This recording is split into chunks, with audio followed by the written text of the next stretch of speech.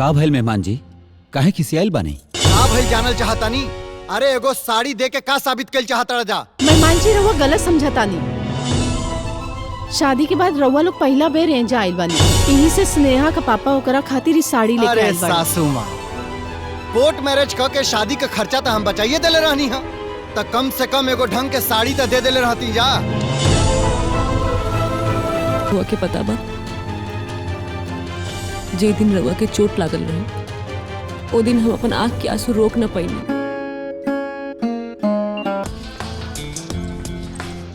विराजिए। Thank you.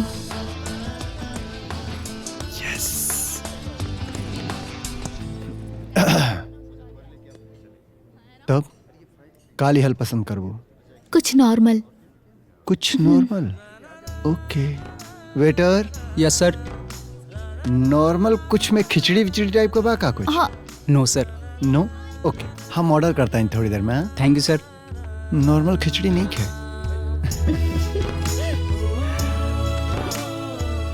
अब वैसे हम कहे के दिखाता नहीं, लेडीज फर्स्ट।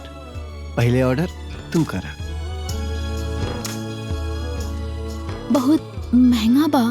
महंगा सस्ता का टेंशन मत ला, पैसा बहुत बा हमरा लगे। हाँ ऑर्डर करा तुम। कॉफी। कॉफी। ओके वेटर। जी सर। 2 गो बढ़िया वाली कॉफी लेके आवा। ओके सर। जा। वैसे गाना बहुत अच्छा गावेलू। Thank you. वेलकम। कितना देर रियाज करेलू? 6-7 घंटा। 6-7 घंटा? फिर तो तोहरा के बड़ा सिंगर बनला से केहू नहीं खे रोक सकत। अब तो चुप बैठे, अब तो कुछ बोलना। सर। रखा।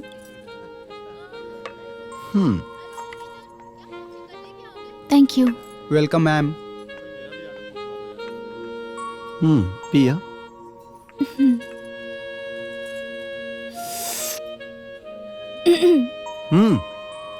कॉफी ऐसे ना पियल जाला। कॉफी और चाय पूरा गांव वाला स्टाइल में पीबू तो मजा आई। सुर्र कके देखा।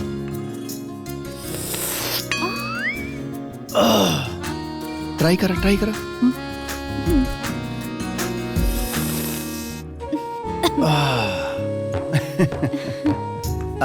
हम आवता नहीं।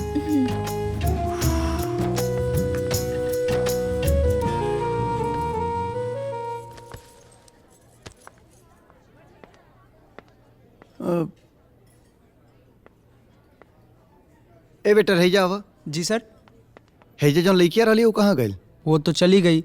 चली गई? अरे ऐसे कैसे चल गई मर्दे? हाय पकड़ा। हाँ सर थैंक यू। किताब ले लिया अपन।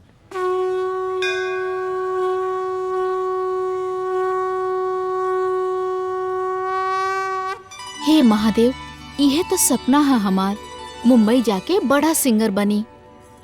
जे दिन हमके वो मौका मिल जाए ना, वो दिन हम रउआ खातिर 1.25 किलो लड्डू चढ़ाई। हमार मदद कर दी प्लीज। कन्या, तुम्हारे सिंगर बनने के सफर में एक लड़का तुम्हारी मदद करेगा। तुम उसकी मदद जरूर लेना, कामयाब हो जाओगी।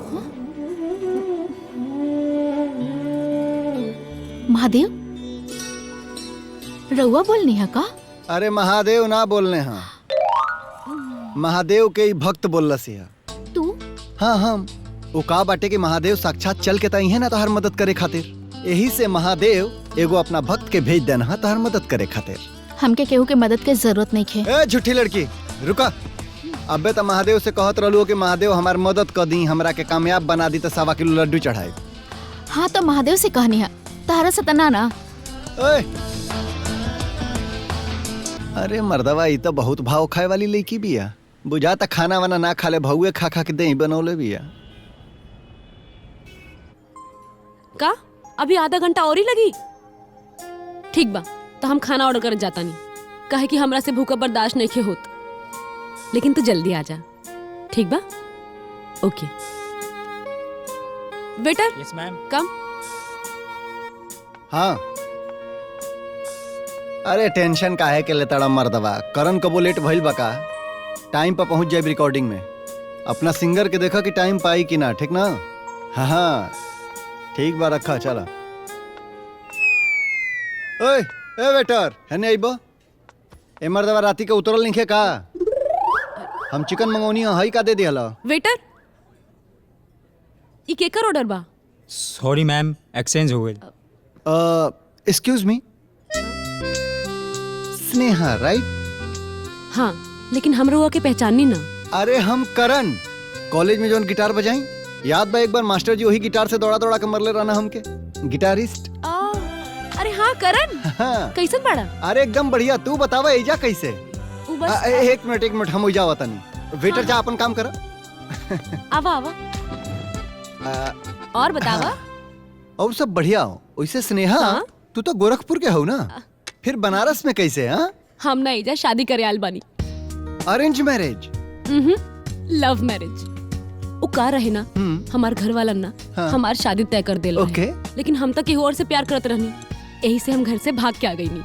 और पता बा, हम जेकरा से प्यार करत रहनी ना, हम ओकरा से कब से कहत रहनी कि हमरा से शादी कर ले, शादी कर ले।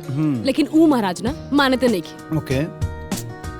लेकिन अब जाके ना ऊ फाइनली हाँ कर दिल बानी। लकी पता बा, हम अपना घर वालन के पहले ही बोल दिल बानी कि हम ओकरा से शादी कर ले बानी। बस कल कोर्ट में शादी हो जाए तो ये झूठ के हम सच में बदल देब। Very good. अच्छा करण, तू हमरा खातिर बहुत लकी बाड़ा। क्वेश्चन?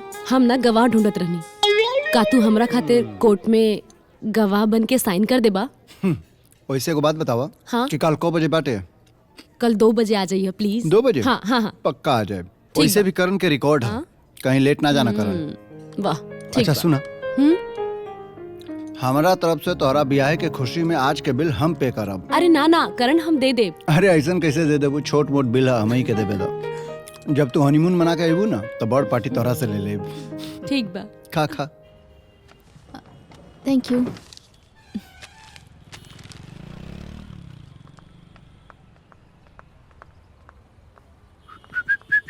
हे, व्हाट अ कोइंसिडेंस। हमनी के बार बार टकराता नहीं जा।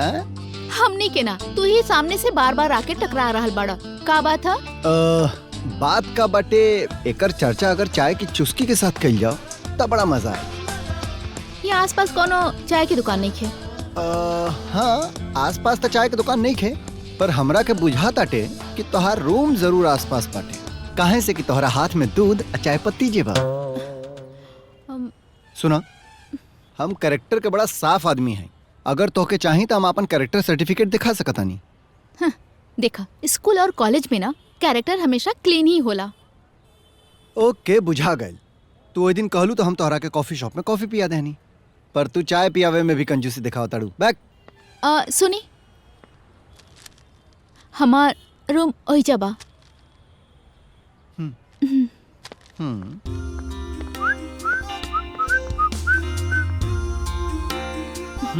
बैठी। वाह, घर तो बड़ा मस्त बा हो तोहार। हाँ मस्त बा, लेकिन किराए के बा। कोनो बात नहीं है, आज किराए के बाद कल अपन हो जाए। हैं? वैसे किचन कहाँ बा? किचन ओहिजा। हाँ, दो। आज चाय हम बनावता नहीं। अरे ना ना रह दा, हम बनावता नहीं। अरे अपना हाथ के तो तू रोज पिए, आज हम चाय बनाए एकदम कड़क वाला।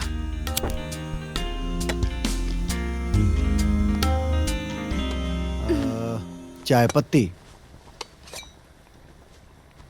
वैसे एगो बात बतावा, चाय पत्ती थोड़ा सा ले लूं या कड़क? कड़क? अच्छा एगो बात पूछी? पूछा ना।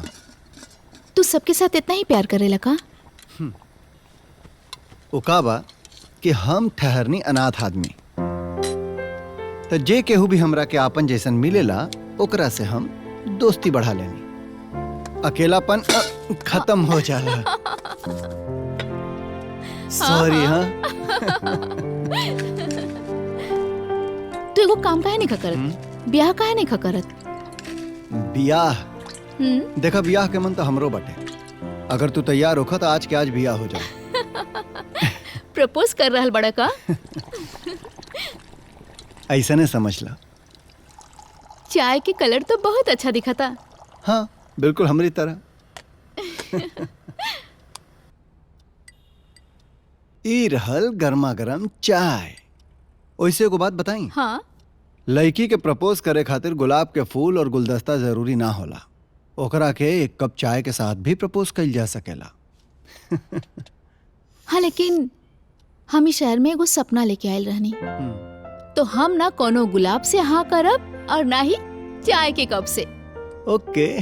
हमार जिंदगी के पहला मकसद ही सिंगर बने के बा, बुझला?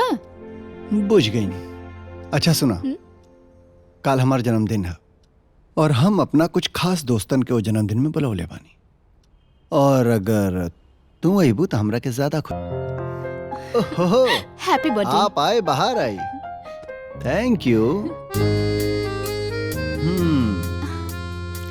यस। लगता हम लेट हो गए नहीं। बिल्कुल लेट नहीं खो भाई। वो का बाटे कि हम केक तक कटले बानी, लेकिन केक का असली चीज तोहरा खातिर बचा के रखले बानी। It's Karan, this is for you. Thank you. अच्छा तो हम चलता नहीं। ऐसे कैसे चला था नहीं? अभी जश्न के टाइम बाटे, रुके के पड़ी, ऐसे ना चली। हाँ हम व्यवस्था करता नहीं बैठे के।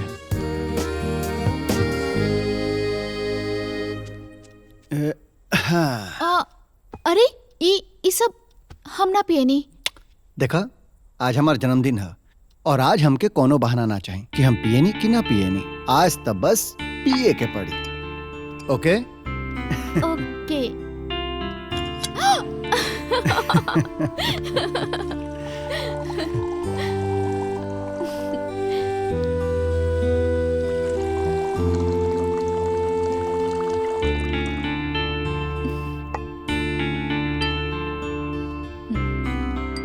Happy birthday.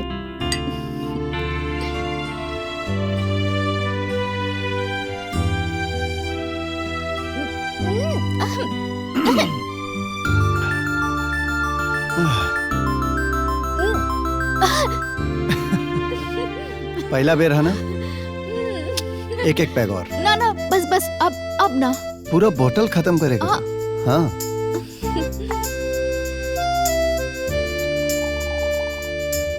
और बतावा। और सब बढ़िया। तोहार प्रैक्टिस कैसे चलता म्यूजिक के?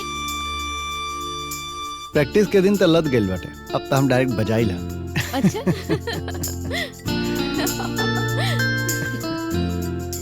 One more chairs.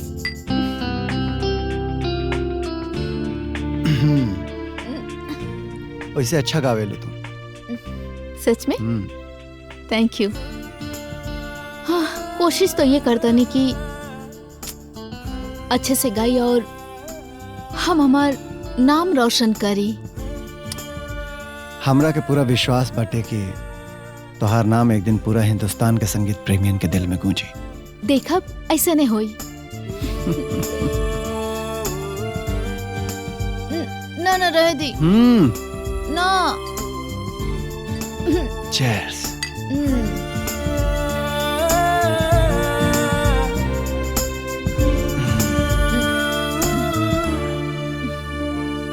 और को गर्लफ्रेंड बाड़ी? गर्लफ्रेंड कहू नहीं क्या हमरा लगे। म्यूजिक से हमरा के टाइम में ना मिलेला। थक हार के म्यूजिक के काम करके आवे नहीं। और हमार गर्लफ्रेंड देखल चाहते रो? हमार गर्लफ्रेंड हो बिस्तर, हमार दूगो तकिया, एगो गर्लफ्रेंड सर के नीचे, एगो हमारी बाही में। अच्छा अच्छा। मेघा ही का करता रो? मेघा, मेघा।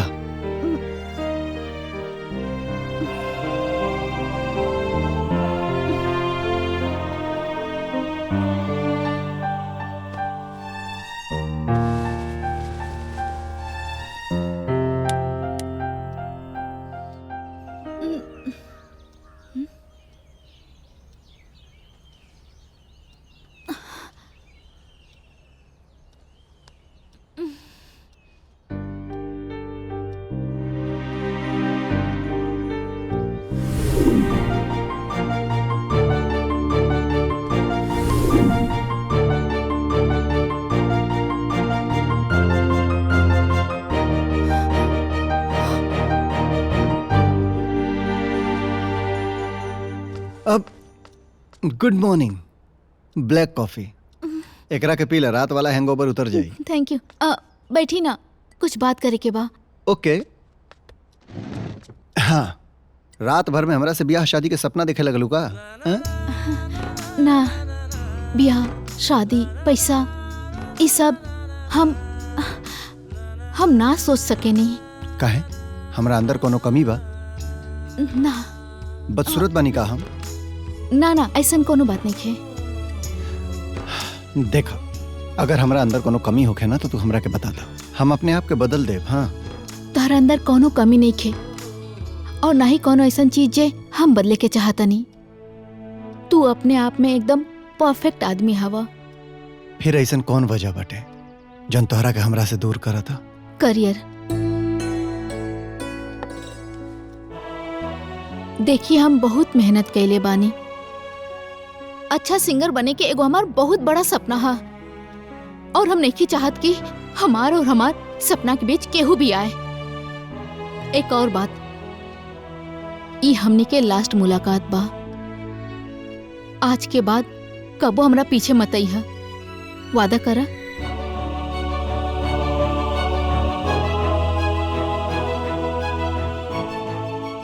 मेघा, अगर तोहार करियर ही तोहार पहला प्यार बटे तो हम वादा करता नहीं तोहरा से कि जब तक तू ना चाहबू हम तोहरा से ना मिलब। और ऊपर वाला से प्रार्थना करब तोहरा के बहुत बड़ा सिंगर बनावे। पर एगो बात याद रखिया मेघा, ए दुनिया की भीड़ में एगो ऐसन भी इंसान बटे जौन तोहरा से बहुत प्यार करेला।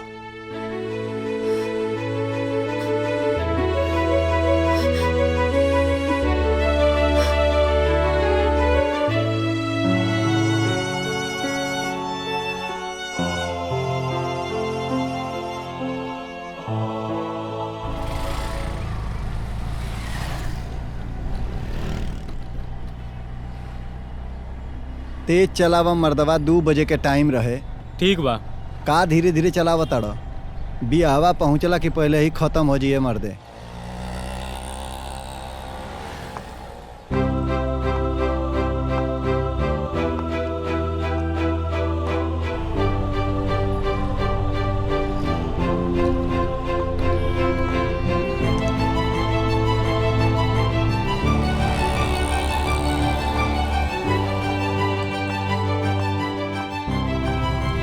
स्नेहा,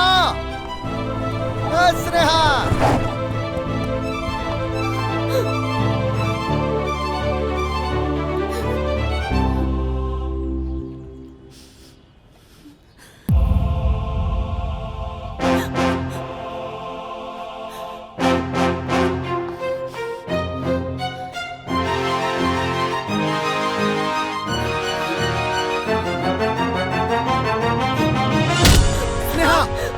छोड़ दो हमके। स्नेहा, जाए दो स्नेहा। हमके।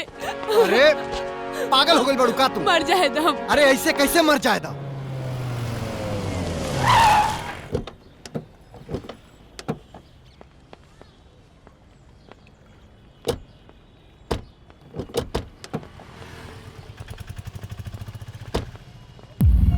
पागल हो गई बड़ू का? अरे तोहार बियाह रहल आज, ई का करे जाता डू स्नेहा?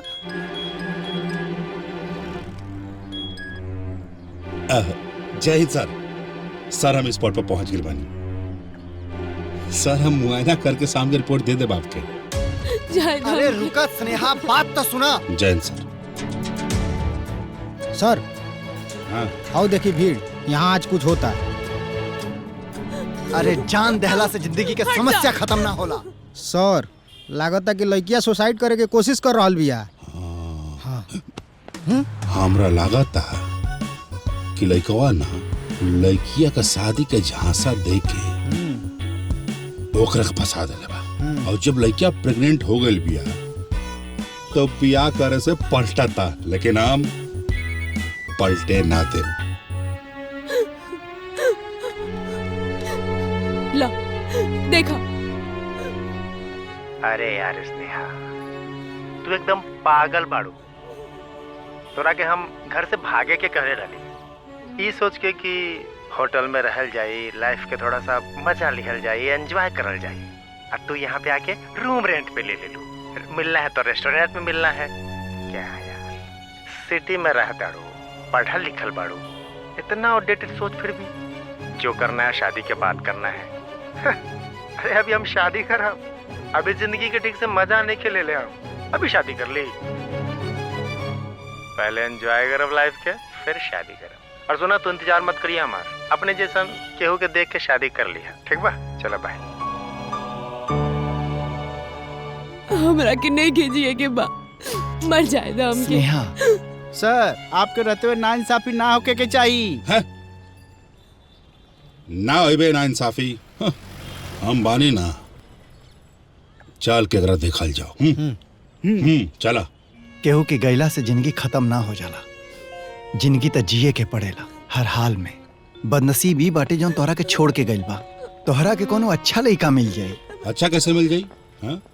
ऐसे कैसे मिल जाई? हाँ? तू एकरा के एक खातिर छोड़ा तारा की तारा के कोनो दोसर मालदार लेकी मिल गई हुई दोसर। अरे ना सर, ये बात नहीं खे, मैटर कुछ और बस। मैटर के बात मत करा, हमरा सब मैटर समझ में आवता। झूठ से हमरा सख्त नफरत बा। हाँ? सिस्टर, तारा आंख से गिरल एक एक आंसू के बदला एकरा से हम लेब।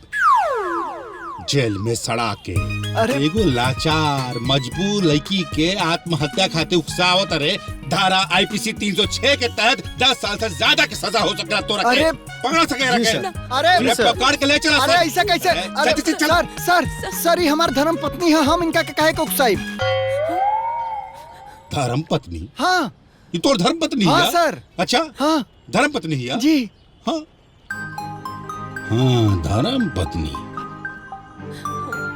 कसम से। एकरा मांग में सिंदूर कहानी खे, एकर गला में मंगलसूत्र कहानी खे रे? हाँ, वो सर का बाटे ना, सुनी ना, वो का बाटे कि हम इनका से पिछला महीना वादा कैले रहनी कि तनख्वाह मिली तो तोहरा के झुमका दिवाई। अब पैसा दूसरा काम में खर्चा हो गया तो हम झुमका ना दिवा पौनी है।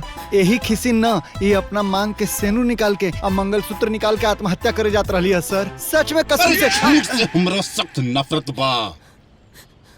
तो डायलॉग और तोरा फेस के एक्सप्रेशन बिल्कुल मैच नहीं के करत रे। तू बहुत घटिया एक्टर बड़ा मर्द है।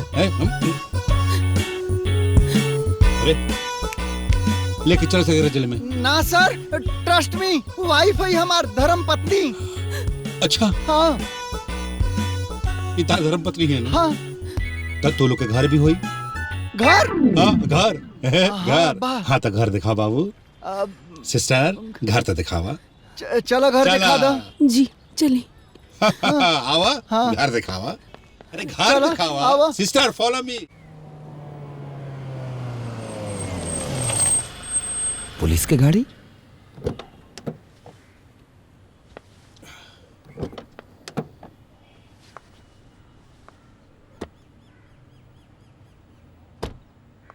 अरे चाचा जी। स्नेहा बेटी, लागत है दामाद जी बाड़े। दामाद जी? हाँ हाँ दामाद जी। एक मिनट, ये क्या हुआ? ई हमार चाचा जी हाँ, बाड़े। इनका चाचा जी। ये तहार दामाद हवन? ई कैसन बात कर रहल बानी इंस्पेक्टर साहब? अरे हमार बेटी केहू और के साथे घूमी बहरे। अब दने हमरा कुछ बात का शक रहे से हम कंफर्म करे रही। सिस्टर जी, अगर तार मिस्टर तारा कोनो बात पर तंग करस ना तो your brother always ready for you any time anywhere. Uttar Pradesh police सदैव आपके साथ। जी प्रणाम। धारा 306 याद बानू? अरे सर, अब तो हम हर महीना एक एगो झुमका दिवाई इनके ना हो। झुमका दिवाते रहिए, न तो धारा तो बदलते रहेला है। ठीक बा? चले। ठीक। चाचा हाँ जी, सर। अंदर चलिए। चला बेटी। आवा। हाँ।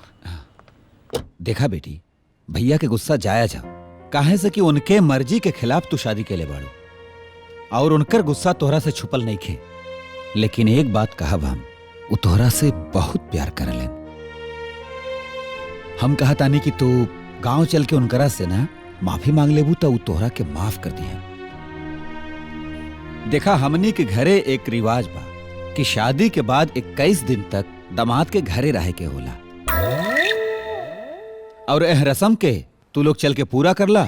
और इतना लंबा चौड़ा खूबसूरत दामाद के देख के ना भाई जी के सारा गिला शिकवा दूर हो जाए। हाँ बेटी, अगर तू ना चलबू भैया से मिले तो वो तोहरा से मिले तो आई है ना, और रिश्ता में ये दूरी बढ़ते जाए। हम तो ये कहता नहीं कि तू दोनों जने आपस में राय मशवरा कर ला, हम बाहरे जाके भैया से बतिया के हम आओ तनी, ठीक बा? बतिया ला। हाँ ठीक। अच्छा रहित कि हम मर गेल रहती, तू हमरा के काहे बचाला। अब देखो तोहरा वजह से कितना परेशानी बढ़ गई बा। अरे यार कमाल के बात करत अड़ू, हम तो तोहरा के बच्चा के इंसानियत का परिचय देनी, हमके का मालूम रहे कि इतना परेशानी बढ़ जाई। तोहरा के हमार चाचा जी हमार पति समझत बाड़े। यह तो मुसीबत बटे। देखा अगर तू चाहबा तो ये मुसीबत टल सकेला। कैसे? हमार चाचा जी 21 दिन खातिर गांव चले के कहताड़े। अगर तू हमार पति बनके 21 दिन खातिर हमार घर चलबा तो ये मुसीबत टल जाई। टल ना जाई और बढ़ जाई। 21 दिन बाद का कहबू अपना घर वालन से कि के हई हम? कह दे कि तू हमरा के दूसर लड़की के चक्कर में पड़ के धोखा दे देला और दारू पी के हमरा के मारत भी रहला। अच्छा, बड़ा मतलबी लेकी बाड़ू यार। आपन कैरेक्टर सही करे खातिर हमार कैरेक्टर गिरावा तड़ू। हाँ? बहुत खुराफाती खोपड़ी बात है। अब सुना ना, तू अजय के बारे में खुल खुल के साफ साफ कहानी खूब बता दे अपना घर वालन के। हम अभी घर पे सच्चाई नहीं खे बता सकत, काहे कि अगर हमें घर पे बताइब हमार बाबूजी जबरदस्ती आपन पसंद से हमार शादी करा दी है। और अभी हमार मानसिक स्थिति ऐसा नहीं खे कि हम केहू और से शादी कर ली। हमरा खातिर 21 दिन सहला, प्लीज। हाथ मत जोड़ा तो, लेकिन का हाथ जोड़ल अच्छा ना लगेला। ठीक बटे।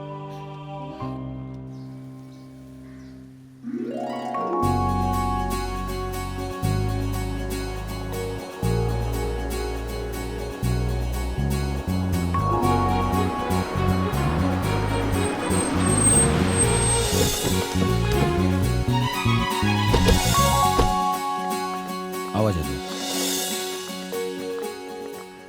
अरे स्वागत की तैयारियों हो गई ना।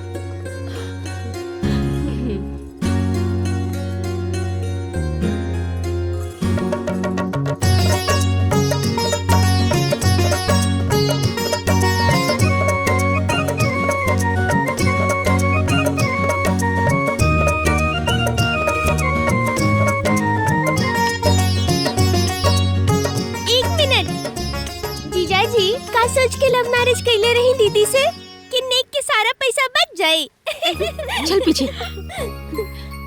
मेहमान जी। जी। हम स्नेहा की दादी हैं। जी।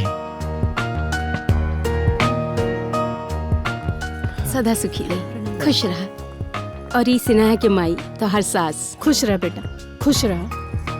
और ये स्नेहा की बड़की बहन। अरे नाना। और ये छोटकी बहन। और चाचा जी से तो रुआ मिली ले ली है। जी। दादी, घर के सबसे इम्पोर्टेंट सदस्य से तो रुआ परिचय न करवैनी हाँ। हेने ओने का देखा तानी दादी, हम आपन बात कर रहल बानी। अच्छा, राउर परिचय? जी। अरे वो तो बड़ मुंह छोट बात ना हो जाई। जी। हमार मतलब है छोट मुंह बड़ बात हो जाई। अब रुआ आ ही गइल बानी तो अपन परिचय खुद दे दी मेहमान जी के। आई आगे आई। अब देखी, मान ली कि रउआ एगो दुकान से एगो सामान लेके गईनी और वही दुकान से हम एगो सामान लेके गईनी, तो हमनी दोनों में का रिश्ता भइल? कौनो ना।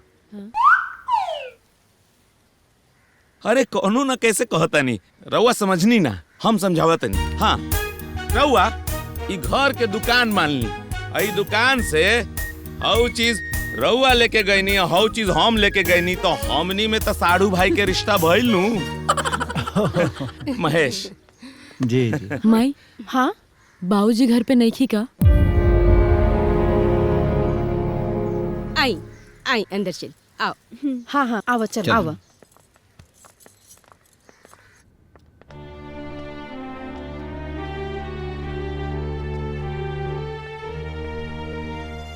भैया नीचे चली ना, मेहमान जी आयल बाड़े। पूरा परिवार तो ओकर स्वागत कर ही रहल बा। अब हमहू जाके पांव पखार के ओकर स्वागत करी का। पैर पखारे के नईखे कहत भैया, बस चल करके मेहमान जी से 2 मीठा शब्द बोल दी। कभी ना। बड़ा अरमान रहे बिटिया की शादी के लेके, सब अरमान दफन के दलस। पापा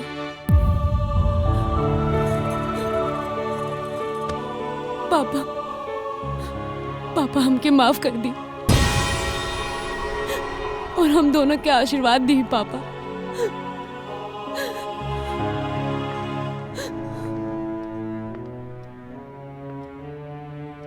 भैया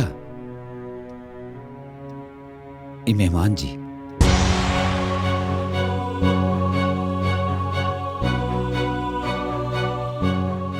और हम माफी देवे लायक, आशीर्वाद देवे लायक रहनी कहा।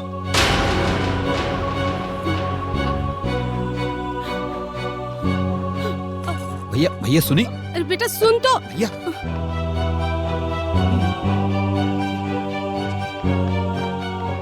भैया भैया हम राहुल सामने हाथ जोड़त बानी कि मेहमान जी से कुछ बात कर ली, उनकर ऐसे अपमान मत करी भैया।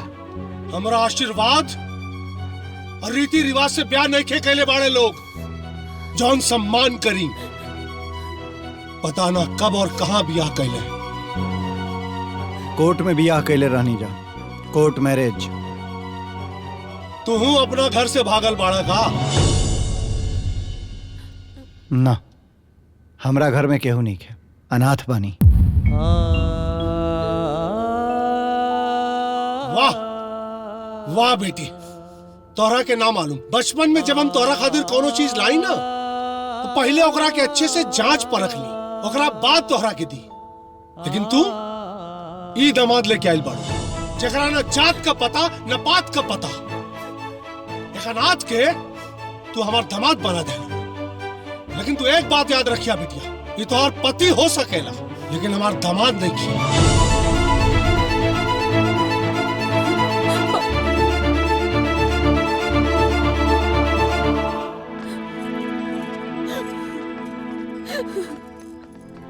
दामाद जी, स्नेहा का पापा ना ओकरा से बहुत नाराज बाड़ेन, यही से गुस्सा में कुछ कह देलेन।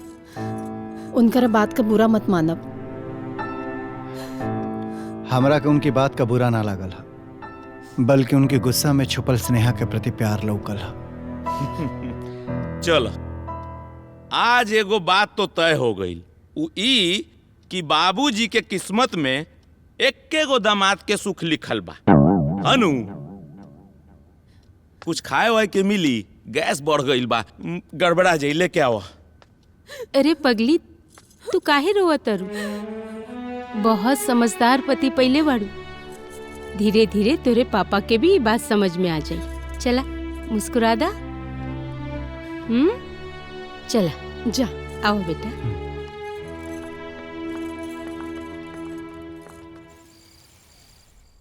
करण, आपके पापा के बात के बुरा तो ना लागल? ना ना, बुरा ना लागल, बल्कि उनकी नफरत में तोहरा प्रति छुपल प्यार देख के अच्छा लागल। वैसे हमके तोहरे परिवार से मिलके बहुत अच्छा लागल। हमरा जैसन अनाथ के एक साथ इतना परिवार के लोग के बीच में रहे के मिलल एकदम अलग एक्सपीरियंस बा। दीदी। हाँ? और हमार प्यारे जीजाजी, चली खाना आप लोग के इंतजार कर रहल बा। हाँ। अरे वाह, हम तो इंतजार करत रहनी है कि केहू आवे खाना खातिर बुलावे। भूख बहुत जोर के लागल बाटे। चला आई। इजा बैठी जीजाजी, खाना शुरू करी। अब इतना खाना, ये तो 4 आदमी के खाना बाटे। अरे मेहमान जी, खाना पूरा रहुआ के अकेले नहीं के खाए के बा। जब अकेले नहीं के खाए के तो एमे से निकाल नहीं सबे, काहे के बर्बाद करता नहीं। मेहमान जी, रउआ के जितना खाई बा उतना खाई, बाकी स्नेहा खा ली। स्नेहा का है? काहे कि हमनी के घर के रिवाज है जीजा जी। रिवाज? कैसन रिवाज? ई खातिर पति के छोड़ल जूठा पत्नी के खाए के पड़ेला आज के दिन। और अगर पूरा खाना हम खा जाए तब? स्नेहा ये थाली में और खाना लेके खाइए, लेकिन राउर जूठा थाली में ही खाइए। मेहमान जी खाना शुरू करें। रिवाज उवाज खत्म हो गई हो तो ई मेहमान पे भी थोड़ा ध्यान दो। ओल्ड इज गोल्ड होला। हम पुराना आदमी हैं भाई।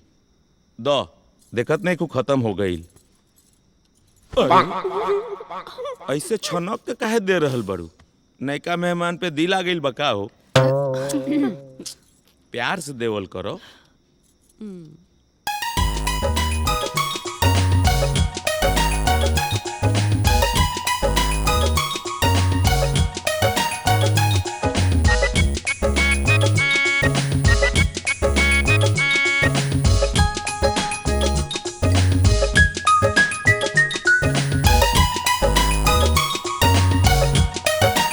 मेहमान जी हमार हो गए बस। जी पेट भर गए। जा मेहमान जी के हाथ दुल्हा दा। चली जीजा जी। जाइए। स्नेहा बैठा। बिटिया दामाद जी के और दाना खा ला।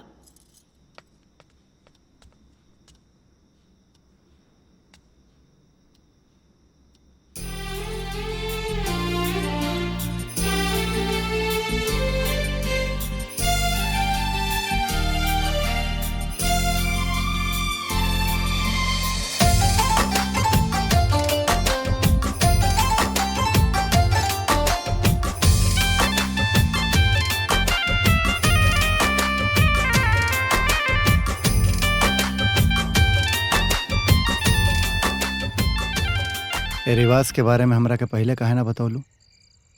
पहले बतौले रहतू तो हम कुछ सोचले रहते। अरे ई रिवाज पत्नी अपना पति खातिर करेले। इतना पवित्र रिवाज जौन बाटे तू हमरा खातिर क देहलू, जबकि हम तोहार पति भी नहीं खी। हम तो बस पति होखला के तोहार नाटक करतानी। देखी रउआ ई सब मत सोची। वो कहल जाला ना कि जे झूठ से इंसान के भला हो वो झूठ झूठ ना होला। वैसे ही अगर ये नाटक से हमार घर वालन के सुकून मिलेला तो ये नाटक सच्चाई से भी बढ़ के बा। और देखी ना कितना खुश बड़े सब लोग। मेहमान जी जी कल आपके और सिन्हा के देवी माता के मंदिर जाए के बा आशीर्वाद लेवे खातिर। जी रहुआ समझ गई नी ना? जी समझ गई नी। का समझ गई नी? इहे के काल हमके और स्नेहा के देवी माई के मंदिर जाए के बटे दर्शन करे खातिर। ना रहुआ ना समझनी। वो कहा कि पूजा पाठ के बाद बा। पूजा पाठ के खातिर तन और मन शुद्ध होके के चाहिए। जी हम दोनों जनी के तन और मन दोनों शुद्ध बाटे, अशुद्ध नहीं के। ना आप समझ नहीं के पावत। ए बहू तू समझावा ना। हम का समझाई? समझावा। अच्छा आप बताई ना। मेहमान जी जी वो कहा ना कि सब्र का फल मीठा होला। रउआ के ना थोड़ा सा सब्र करे के पड़ी। इस सब्र के फल के मतलब हम ना समझनी। रउआ कहल का चाहता? ए सुनीता तू समझावा ना। हम समझाई। समझावा अरे ना। खुल के समझावा ना जैसे पापा के समझावे लो। मेहमान जी जी देखी बात ई है ना कि जबले प्रसाद मंदिर में ना जाला ना तन को जूठा ना होके के चाहिए। वैसे ही रउआ दोनों लोग अपना आपके प्रसाद ही समझी और कल तक ओके जूठा होके से बचाई। उम्मीद बा कि हमार बात समझ गई हो कि। अरे का दीदी गोल गोल बतिया रहल बड़ू। जीजा जी आज रात रउआ और दीदी के लॉकडाउन वाला 2 गज के दूरी वाला रूल फॉलो करे के बा। समझ गई नी ना? हम 2 मिनट में समझा दी हनी, है ना जीजा जी? हो गए जीजा जी सब समझ गए। चला लोग चला चला। देखो बहुत बड़ा काम है।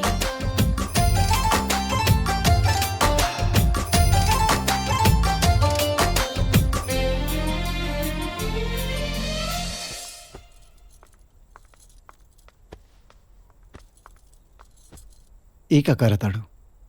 कुछ ना, बस अपना खातिर बिस्तर लगावा तानी। हम सोफा पे सो जातानी, आप बेड पे सो जाई। देखा, एक ही दिन में हमरा ऊपर इतना बोझ लाद देबू ना तो हम बर्दाश्त ना कर पाई। पहले ही हमार जूठा खा लेल बड़ो, अब अपन शानदार बेड छोड़ के ए सोफा पर सो जीबू तो हमरा के अच्छा ना लगे। तू यही जसो तो हम सोफा पर सोच जाता नहीं। ठीक बा, लेकिन हमारे को शर्त बा। ओ का? एक दिन हम बिस्तर पे सोच जाई, एक दिन आप सोच जाई। ठीक बा, जैसन तोहार मर्जी। अब हम बिछा लेता।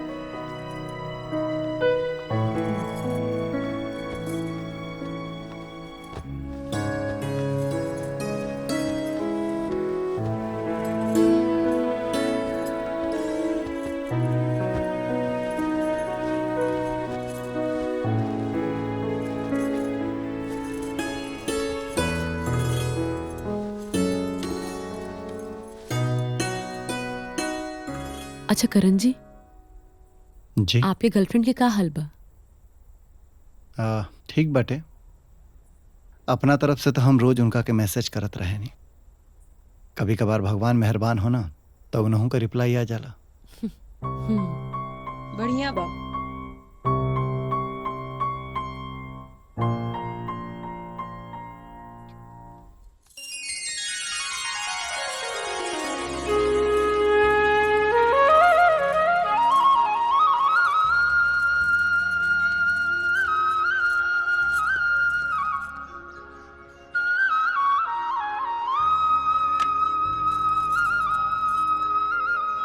इली माताजी के चढ़ावल सिंदूर बा।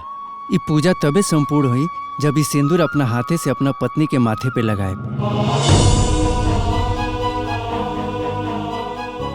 एक बार तो हम मांग भरिए चुकल बानी, अब बार बार मांग भरला के का जरूरत बाटे?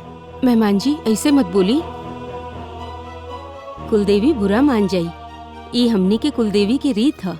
अरे दादी जी, देवी माई खुदे आके कहले बड़ी का कुल करे खातिर। कैसन बात करत नहीं सबे? कौशल, यही मेहमान के सम्मान करे के बात करत रहला तू? जे कुल परिवार के बीच में पलल बढ़ल रहेला वही के न संस्कार और रीति रिवाज का पता रहेला। जेकरे न खानदान का पता न परिवार का पता, वो का जाने रीति रिवाज। मेहमान जी का सोचत बानी?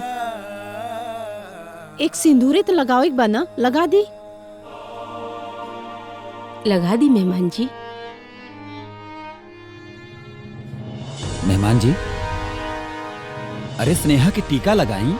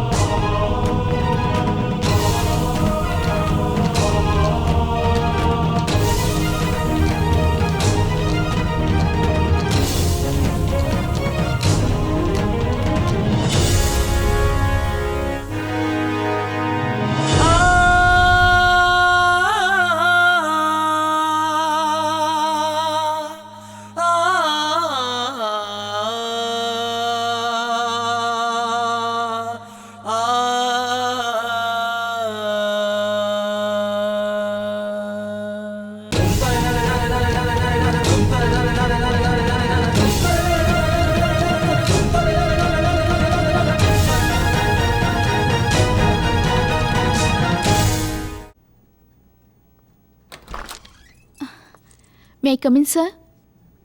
कम इन। नमस्ते सर। मैं मेघा। ठीक, नमस्ते मेघा जी। मेघा, हाँ जी। बड़ा ही प्यारा नाम है आपका। बैठिए। अरे वहां नहीं, इधर आइए, इधर बैठिए, बैठिए।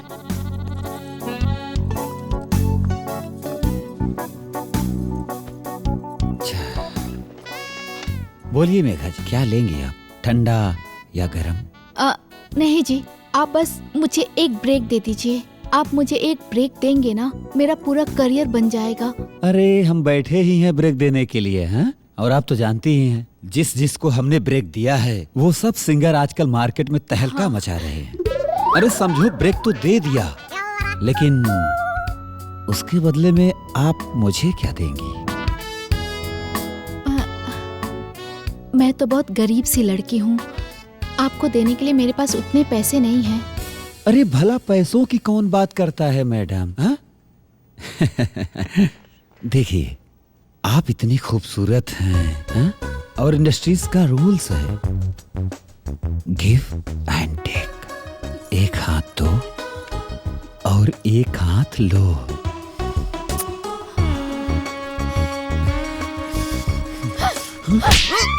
मिल गया कि और दूं?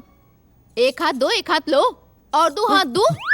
बदतमीज कहीं का, अपने आप को म्यूजिक डायरेक्टर कहता है। ब्रेक मुझे दे गई या ले गई?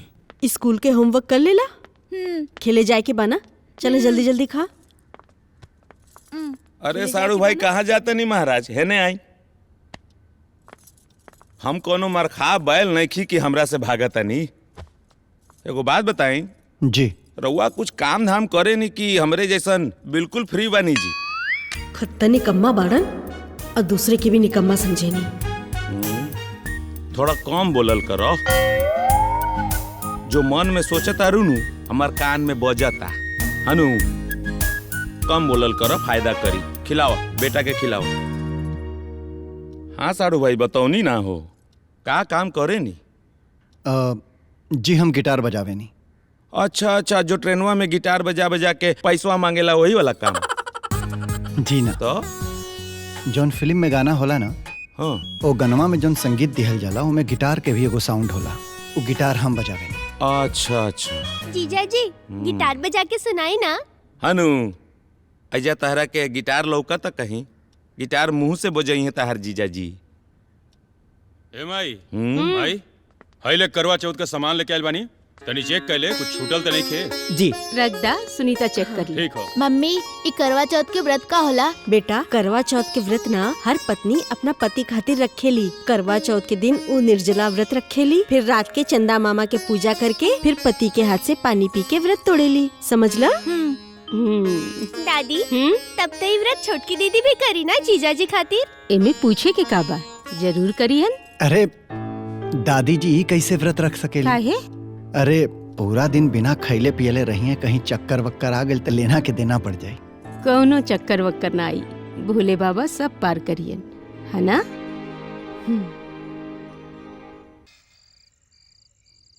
आहा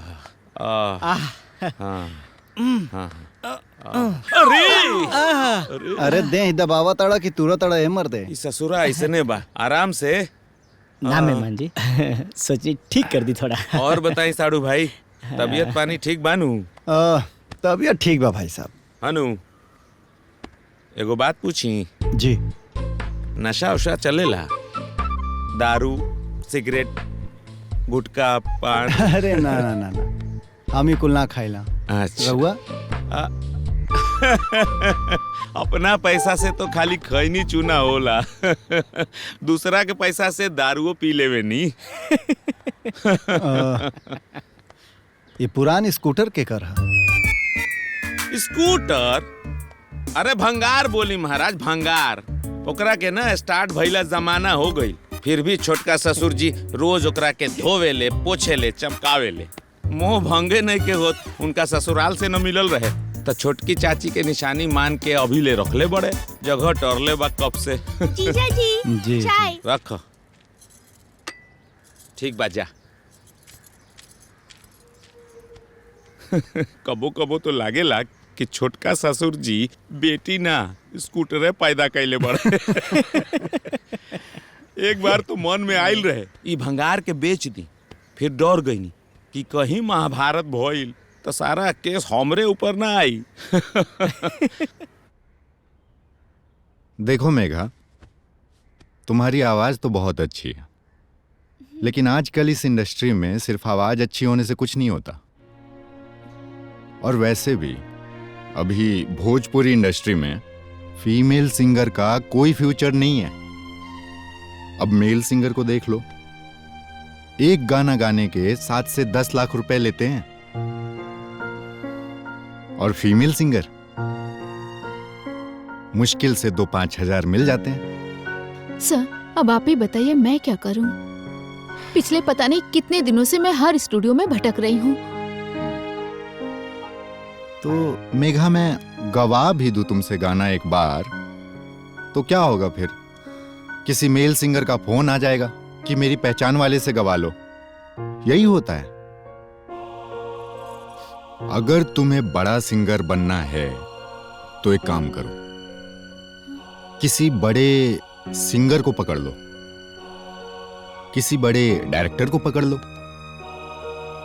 या किसी बड़े हीरो को पकड़ लो।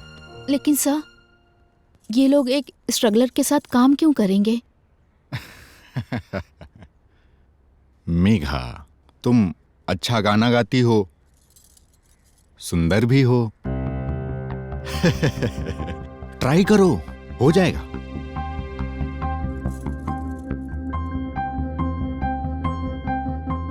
कितना भइले महीना का? भैया ये 7,70,000 रुपया भैया। जवन बेनी प्रसाद के यहाँ गल रहे 2 लाख ईटा, ओकर पैसा आ गई? हाँ भैया, उनकर पैसा आ गई। ठीक, देख लिया। हाँ दीपक, तोहर कोनो दिक्कत? मालिक, वो ब्रजेशवा भट्टा के आड़ में हमरा और लेबर के तंग करेला मालिक। ओकरा साथे कुछ करी मालिक। ठीक है, हम दरोगा से कही कि ओकरा के छतवा दे। है ठीक है मालिक। जा। प्रणाम। और हाँ जी, पिछला महीना कितना मजदूरन के पूरा मालिक तनख्वाह जी। गई है? कुछ 70 के आसपास बा। 70 के आसपास है। का काम है? रविंदर जी का घर यही है ना? ये कहा करण जी का सामान है। करण जी कहाँ है? ए बबलुआ। जी मालिक। छोटका पाहुन के बोला के लिया। जी।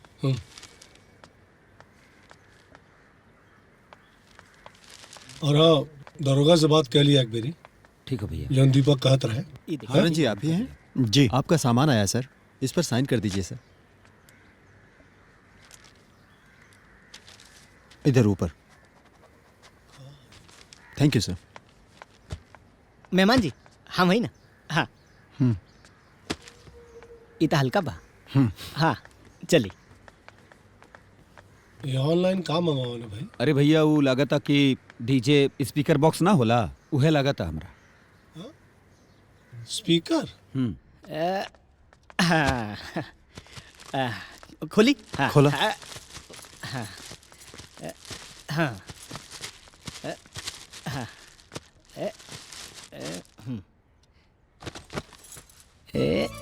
ये कौन चीज है?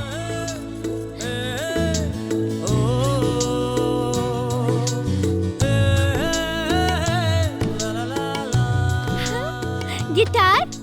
जीजा जी आपके हैं? हाँ। मौसा जी बजाई ना। हाँ जीजा जी, बजा के सुनाई ना।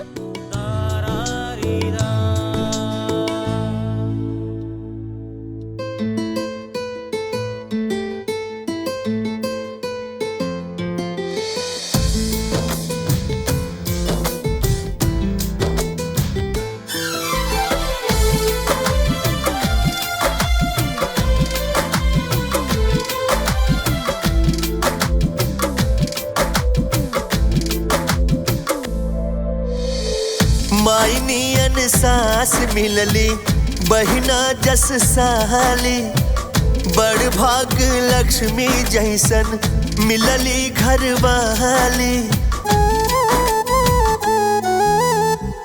मायनियन सास मिलली, बहिना जस साली, बड़ भाग लक्ष्मी जैसन मिलली घरवाली। खुशियन से भरल पूरल सुनर ससुराल हो, मिल गईल आज हमके पूरा परिवार हो, मिल गईल आज हमके पूरा परिवार हो।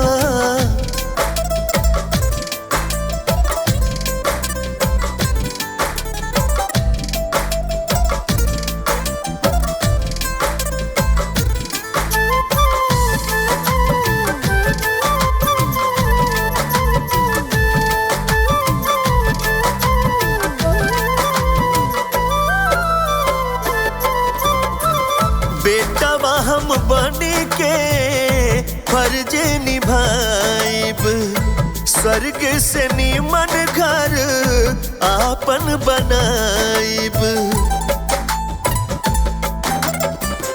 बेटवा हम बनी के फर्ज निभाइब स्वर्ग से नीमन घर आपन बनाइब सूखे ना दे हम कबहू ई फूलवार हो मिल गइल आज हमके पूरा परिवार हो मिल गइल आज हमके पूरा परिवार हो मिल गइल आज हमके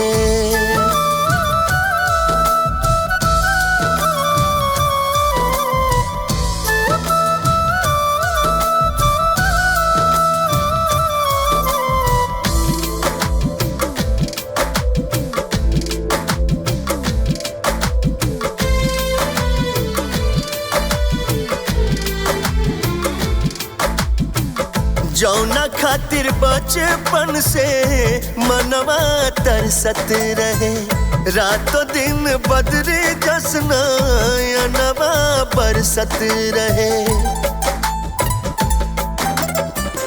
जौना खातिर बचपन से मनवा तरसत रहे रातों दिन बदरे जसना नवा बरसत रहे अनाथ खातिर सुना संसार हो मिल गइल आज हमके पूरा परिवार हो मिल गइल आज हमके पूरा परिवार हो मिल गइल आज हमके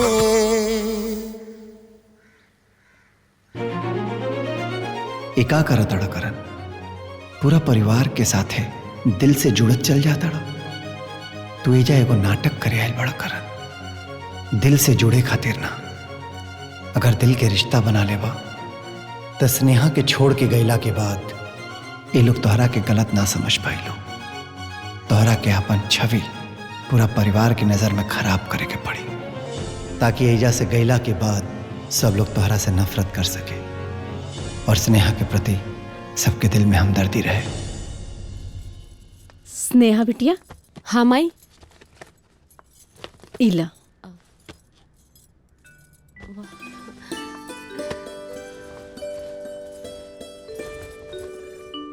कैसा लगा था? बहुत खूबसूरत बमाई और ऊपर से हमार फेवरेट कलर भी बा। के लेके आयल बमाई? तोहार बाबूजी लेके आयल बाड़न। बाबूजी की आज भी हमार पसंद नापसंद याद बमाई। माई बाप के ना बच्चा लोग का पसंद जिंदगी भर याद रहेला। बहुत सुंदर बमाई, कल हमें यह साड़ी पहने। ठीक बा। वाकई बहुत सुंदर बाटे तोहरा बाबूजी के पसंद।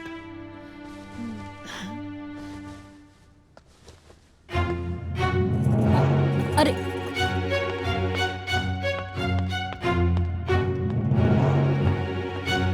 चाचा जी आप और एक घर के हर सदस्य कान खोल के हमारी बात सुन ला जा। जब मेहमान के इज्जत ना देवे के रहला त मेहमान के काहे के बुलौला जा ओकर बेइज्जती करे खातिर।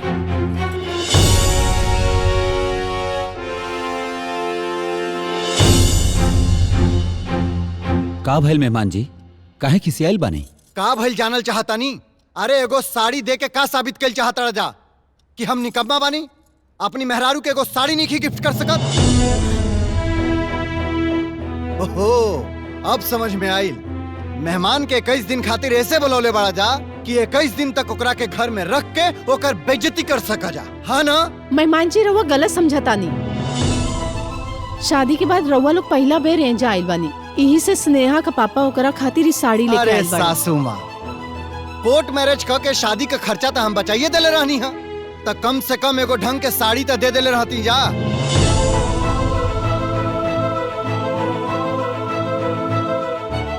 इन नौकरानी के पहरे वाला साड़ी ना देवे के चाहत रहला।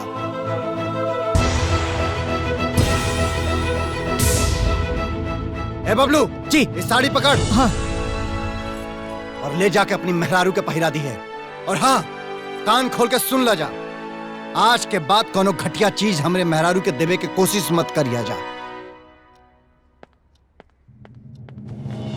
मालुआ जी मालिक। साड़ी ले आओ।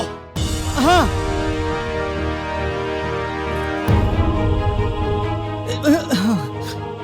साड़ी फेंक, साड़ी फेंक। जी।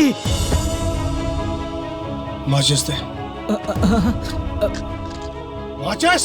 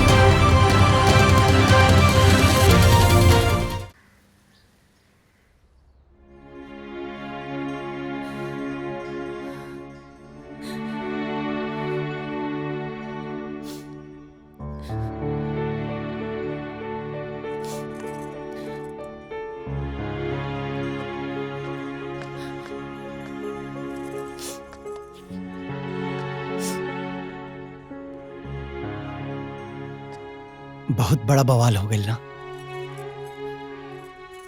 जानल ना चाहबो कि कुल काहे भइला।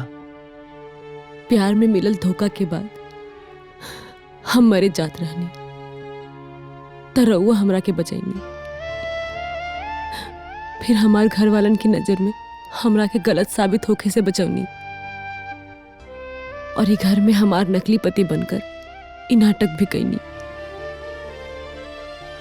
तो जरूर आज भी नाटक के पीछे हमार भलाई ही होगी, या फिर हो सकेला कि वो दिन बाबूजी रउआ के अनाथ बोल के और इंसल्ट कैले रही, तो रउआ ओकर बदला ले ले होखब। हम बदला लेवे खातिर कुल ना कहनी स्नेहा। हम तो घर में तोहर मदद करे खातिर आयल रहली, लेकिन हिजा आके हम स्वार्थी हो गई नहीं। तोहरा परिवार के लोग से इतना प्यार मोहब्बत सम्मान मिलल, इतना अपनापन मिलल कि भुला गई कि घर में एगो नकली पति के एक्टिंग करे खातिर आयल बानी। अरे हम तो अपने आप के घर के असली दामाद समझे लगनी।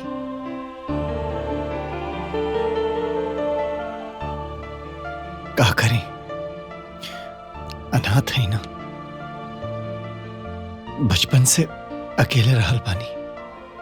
एक साथ इतना लोगन के प्यार और अपनापन मिलल त साला फैल गई नहीं।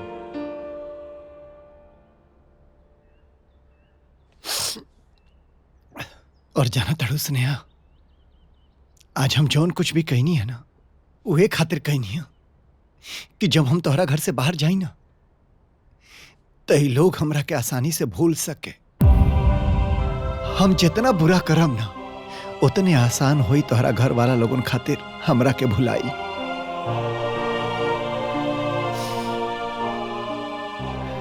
और आज के बाद हम जौन कुछ भी करम ना स्नेहा, तोहरा परिवार वालन की नजर में अपने आप के बुरा बनावे खातिर करम।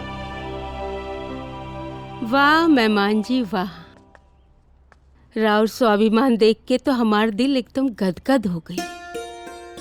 एगो पत्नी खातिर होकर पति के स्वाभिमान ही सबसे बढ़कर होला। ये बात हम अपन बेटा के समझा के आ रहल बानी कि हमार दामाद जी में बड़ा स्वाभिमान बा, जे अपने पत्नी के बाप के देवल गिफ्ट लेवल भी मंजूर न कैलस। ए बेटा, बड़ा नीमन जीवन साथी खोजले बाड़ू। भगवान तू दोनों के हमेशा संगी रखे। खुश रहा। जी।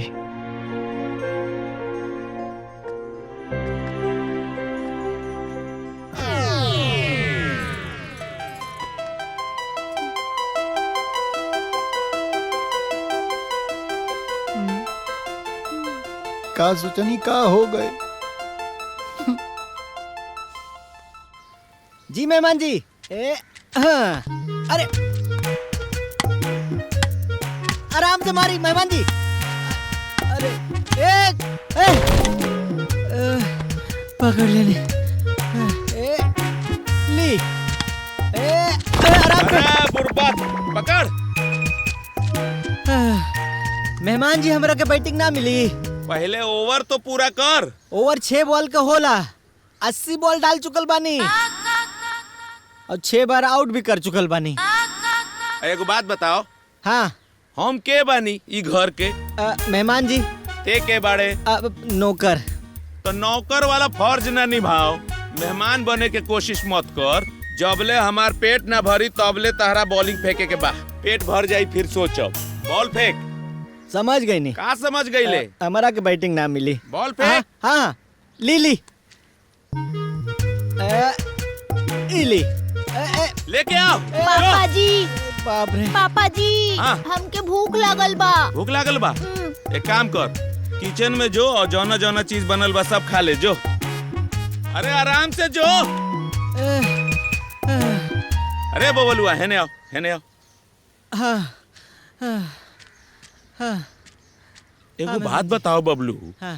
तोहरा नहीं के लागत कि नयका मेहमान के घर में आइला के बाद से हमार थोड़ा घर में इज्जत कम हो गई बा? मेहमान जी ऐसा कोनो बात नहीं है और रउआ ये सब फालतू बात मत सोचल करी। राउर का इज्जत घर में पहले से न कम बा। हाँ। हाँ? नौकर रहला के बावजूद तहरा से साला वाला रिश्ता रखले बानी तते हमार मजाक उड़ात बड़े। उड़ावत नहीं की मेहमान जी, कर रहल बानी। का है ना कि मेहमान जी साला जीजा से मजाक कर सकेला ना। हाँ। कर सकेला लेकिन सीमा में रह के। सीमा लांघे की कोशिश मत कर मेहमान जी। अरे कैसन सीमा के बात होता टे भाई? वही पूछे तनी सीमा कह तनी के कबले हई लइकन वाला गेम खेलब है। अरे तनी धमाका उमाका करी, हट्ठा कट्ठा बानी। अरे धमाका बम पटाखा से तो हम बहुत डराए नहीं। अरे महाराज हम बम पटाखा वाला परमाणु वाला धमाका के बात नहीं करत। तो अरे दिन में फ्री भइला के बाद राती के धमाका के बात करता नहीं। खंबा के व्यवस्था कइले बानी। खंबा? हाँ। अरे रहुआ तो पिए नहीं ना, फिर खंबा के इंतजाम? हाँ हम पिए नहीं था ना। हाँ। लेकिन रउआ के कंपनी देवे खातिर आज से स्टार्ट करे जा रहल बानी। हमरा खातिर? हाँ जी। फिर तो ठीक है बा। हाँ का चकना के इंतजाम हम कराता नहीं। हाँ हाँ वो तू ही करबे, हमनी के ड्यूटी नहीं खे। अनु आई जी बड़ा अच्छा विचार लेके आइल बनी। समझ गई नहीं। हमरा तो बुझाता कि आज्ञा दे के बीजे गायब कर देलस। अरे दरुआ कहाँ बा? छोटका सड़ुआ कहाँ बा? अरे भाई साहब सड़ुओ आ गए और आपके दरुओ आ गए। हाँ। ला ला ला। मेहमान जी ई का कर रहल बानी जा? अरे भैया देखिहन तब गुस्सा करिहन। हमनी के हैं जा? मेहमान जी। मेहमान जी बन गया तो दारू ना पी सके जा हमनी के। जाइए महाराज यहाँ से, मूड मत खराब करिए, जाइए। बबलू जी तू चला यहाँ से।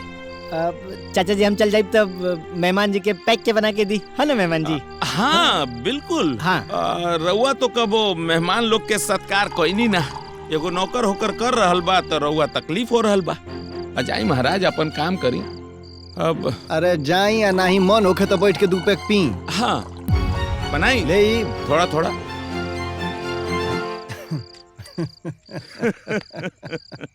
बनाओ बनाओ पैग। 12 साल से ही घर में बानी। ब्याह के 12 साल हो गई, कबो कहीं गई नहीं ना। हाँ। लेकिन ई लोग कबो इनकर दिल हमनी पे आइल ना। कबो कहले ना कि हई ल दारू के बोतल मेहमान पी ला, मन के मुराद पूरा कर लो। अरे रउआ टेंशन मत लें, राउर भाई बा ना, रउआ के रोज दारू पी आई। हाँ शुरू कइल जा दारू। हाँ नहीं उठा उठा उठा एक बार में खत्म करे के बाटे। अनु हाँ।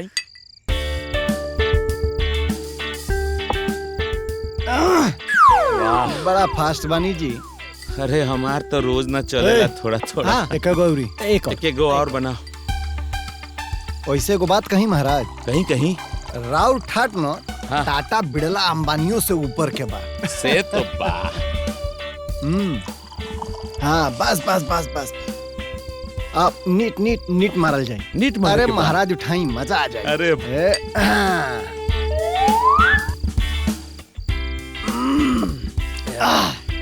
बड़ा फास्ट बानी महाराज। रौरे ठीक बटे। न मेहरारू के साड़ी साया ब्लाउज के टेंशन, आ न लड़का के कॉपी किताब आ स्कूल के फीस के टेंशन। वैसे भाई साहब आपके इजा बड़ा आराम बना। बहुत आराम बा। का बानू, ई घर में हमरा के कोई काम करे के ना पड़ेला। और 3 वक्त के खाना आराम से मिल जाला। और एक इंसान के और का चाहिए? बात सही कहता नहीं, फिर से बनाओ रे। हाँ बनाओ बनाओ बनाओ बनाओ बनाओ बनाओ बना। लेकिन एगो बात बा भाई साहब। का हो? रउआ कबो सुनीता दीदी से पूछनी कि ब्याहे के बाद उनका के अपना ससुरारी में ना रह के अपना मायके में रह के पड़ा था, तो उनका दिल पर का बीतत होई? का जवन मजा जवन सुकून 3 वक्त के रोटी रउआ के देता टे, उ 3 वक्त के रोटी का उनहू के सुकून देता टे? पूछब, जरूर पूछब। ओइसे एगो बात कही भाई साहब। रउआ अपना बेटा खातिर बहिने से ना ऐसन लड़की देखल शुरू कर दें जौन ब्याहे के बाद से रउरा बेटा के रौरे नियर घर जमाई बना के अपना पास रख सके और फ्री में खाए के दे। वो खावा महाराज, लड़का के जौन पहला हीरो होला ना, वो ओकर बाप होला। लड़का अपना बाप के सुपर हीरो माने ना सब। अब भाई राव लड़का जौन देखी उहे ना सीखी। अब रहुआ घर जमाई बन के ससुरारी के रोटी तुरत नहीं तो वो ना तुरी महाराज। अरे बोलुआ जी मेहमान तोर बियाह हो गइल बा? 1.5 साल हो गए मेहमान जी। 3 महीने के कोई लड़की बा। अरे वाह, फिर तो ते अपना लड़की खातिर अब इन्हें से बियाह शादी खातिर रुपया पैसा जमा कर शुरू कर देले होखबे ना? पैसा बचाल तो हम शुरू कर देले बानी, बाकी ओकरे बियाह खातिर ना। हाँ, ओके पढ़ा के हम डॉक्टर बनाई। हाँ, दारू बनाओ और ससुर बड़ बड़ सपना देखल बंद कर दे। अरे जब दिन रात इनकी संग रहा तड़े तो इनका से कुछ सीख। आए इन्हीं किनियर सीख ले फ्री का नाच तुरल। एगो कहावत है ना रे, कौन कहावत है? हाँ, कि चले हर ना चले कुदारी, बैठल भोजन दे हिमरारी। ए भाई साहब ले ना महाराज, ले नहीं। हाँ अरे ले महाराज, फोकट का चीज गिने के ना चाहे, मारी धड़ाक से।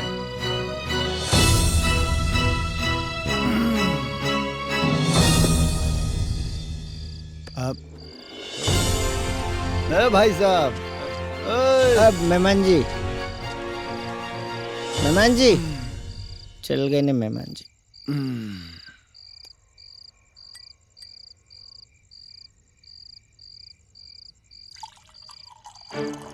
यार एकरा के हम इतना उकसौनी हो कि हमरा से झगड़ा करे की बजाय चुपचाप चली गई।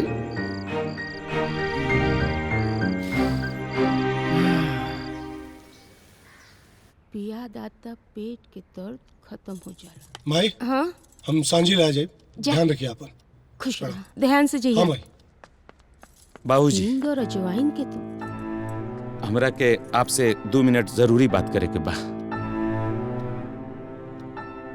देखिए फालतू बात खातिर हमारा पास टाइम नहीं है, जरूरी काम से जा रहल बानी, बाद में बात करब। हम फालतू बात करे खातिर ना आइल बानी बाबूजी।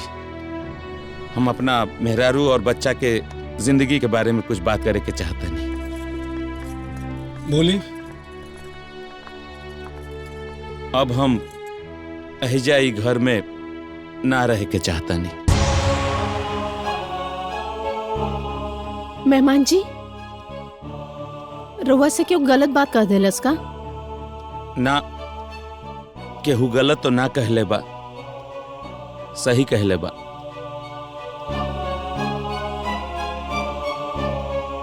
दस 12 साल से हम ई घर में रह रहल बानी बाबूजी। हमरा के ई घर में कोनो प्रकार के कमी नहीं खे, लेकिन हमरा ई घर में रहला से हमरा पत्नी के आत्मसम्मान के ठेस पहुंचत हो कि ई बात के हमरा एहसास न रहे बाबूजी, लेकिन अब हमरा के एहसास हो गई बा।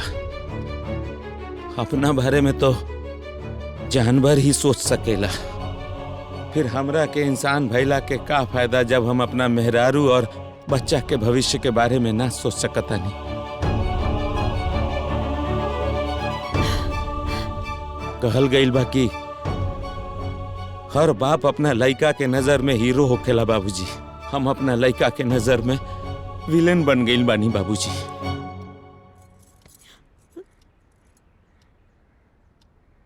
लेकिन अब हम अपना लइका के नजर में हीरो बने के चाहता नहीं।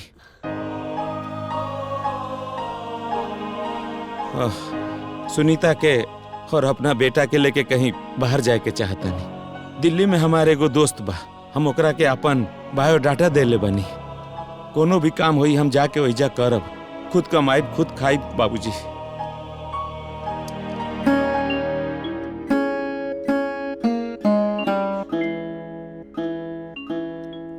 अच्छा सोच रहा बानी, लेकिन 10 दिन रुक जाई। स्नेहा 10 दिन बाद जाई, 10 दिन और रुक जाई, ओकरे बाद चल जाई। रुक जाता नहीं बाबूजी, लेकिन हमरो एगो शर्त बा। बोला। आज के बाद हम ई घर में दामाद के हैसियत से ना, एगो बेटा के हैसियत से रहे के चाहता नहीं। ई घर के सारा काम हमहू करे के चाहता नहीं बाबूजी। हमरा लायक कोई भी काम हो आज्ञा दी बाबूजी। ठीक, जैसन राहुल मर्जी। आशीर्वाद। खुश खुश रहो। का जीजाजी, अचानक हृदय परिवर्तन कैसे हो गई? कोनो बाबा के शरण में गई रही का?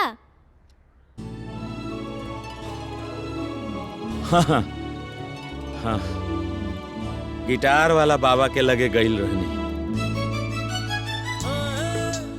वो गिटार वाला बाबा हमरा के एहसास करौले कि एगो पिता के जिम्मेदारी का होला और एगो पति के जिम्मेदारी का होला।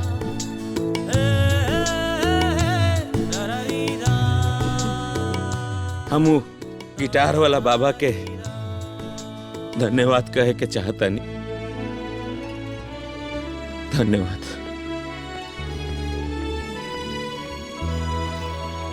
ससुरा इहो ना उल्टा पड़ गए, पर कहीं कुछ और भाई कुछ और। जिया जी के लेके पापा हमेशा चिंता में रहलन, लेकिन आज उनका अंदर ही बदलाव देख के पापा के चेहरे पे मुस्कान आ गई। लेकिन हमरा के ही समझ में नहीं आवत कि आखिर ये सब भइल कैसे, रोआ कैले का बानी। अरे कैसे कहनी हाँ, का कइल चाहत रहनी हाँ, का बताई तो से। राती के बैठ के तोहरे जीजा जी के दारू पियौनी और उनके मन में बारूद भरनी कि सवेरे फटी और घर में दंगा फसाद हुई। लेकिन हमरा के का मालूम रहल कि जवन बारूद हम उनके दिल में भरत आनी, उहे बारूद उनके दिल में कली बन के खिल जाई। का सोच के कैले रहनी और का हो गए। अरे ई का करता रो बेटा? काहे कि आज हम अपन पापा में एगो जिम्मेदार पापा के देखनी है। भगवान जी के पैर छुअतानी। मेहमान जी, आज तक ले आपन मायके में ही अंदर ही अंदर घुट घुट के जियत रहनी। आज सर उठा के जिए के मौका मिलल बा, बस रउआ वजह से। आज रउआ की वजह से हमार बड़की बेटी को उजड़ल घर फिर से बस गई। भगवान रउआ के लंबा उम्र दे। आओ बाबू, चला।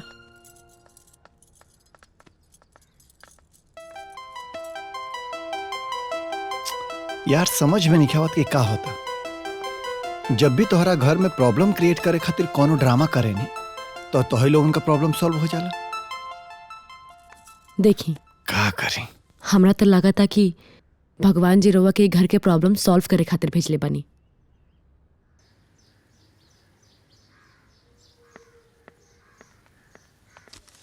अरे चाचा जी, हई पकड़ी पैसा। मेहमान जी, हमरा के पैसा वैसा ना चाहिए, रघुआ एकरा के रख ली। अरे महाराज जी कोनो हमार पैसा ना है, रौरे पैसा है महाराज, पूरा 5,500 रुपया। हमार पैसा? हाँ। ई कैसन पैसा? उ जौन राउर स्कूटर रहल है ना, जौन कई बरिस से चालू ना भइल रहल है, ओकरा के हम भंगार वाला के बेच दे। अरे महाराज खाली फोकट से तिहा में उ जगह छेकत रहल है। हमार स्कूटर बेच देनी? हाँ।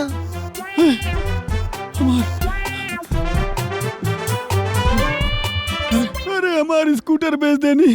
अरे की तो आके माई के आखिरी निशानी रहे। मेहमान जी ये का कहनी हमार स्कूटर बेच देनी?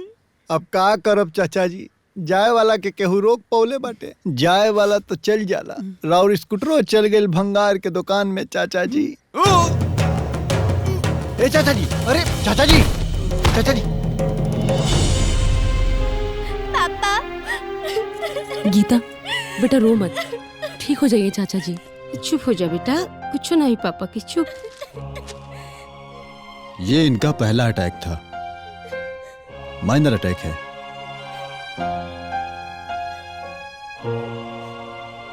जिस वजह से ये अटैक आया है अच्छा ही हुआ है, कम से कम हमें पता तो चल गया कि ये हार्ट के पेशेंट हैं। चिंता करने की कोई बात नहीं है, कुछ दवाइयाँ लिख देता हूँ, इनको देते रहिए, ठीक हो जाएंगे।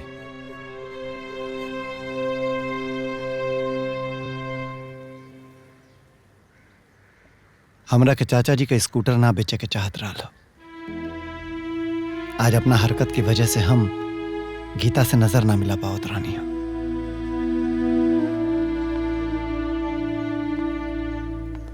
आज अगर चाचा जी के कुछ हो गल रहित ना, तो हम अपने आप के कभी माफ ना कर पाती।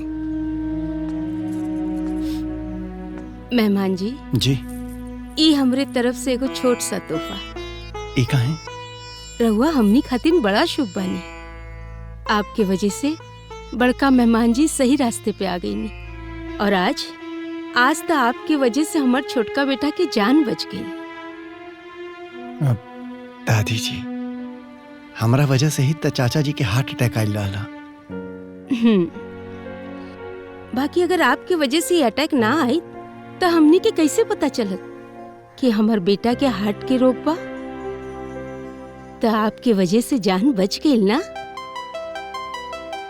खूब तरक्की करा, खूब खुश रही, दुनू खुश रही।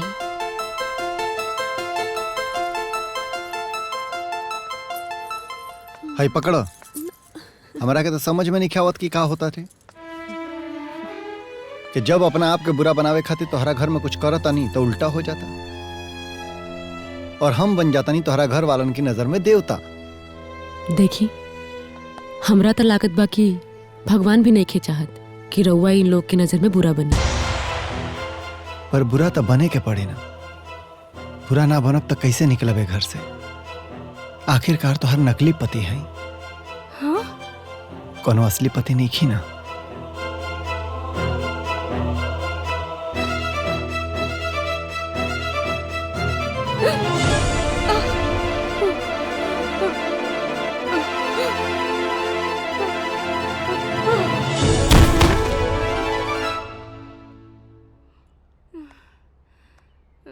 कैसन तबीयत बमाई?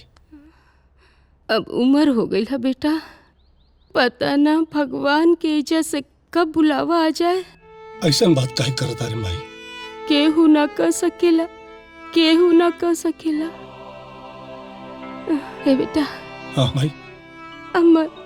मरे से पहले एगो आखिरी इच्छा पूरा कर दा। माई तू बोल ना, माई आखिरी इच्छा काहे खातर? तू बोल का इच्छा? हमार ना बड़ा अरमान रहे कि सिन्हा के बियाह देखब। अब पता ना कहाँ से पगली कोर्ट में जाके केकरे सामने बियाह करके आ गई।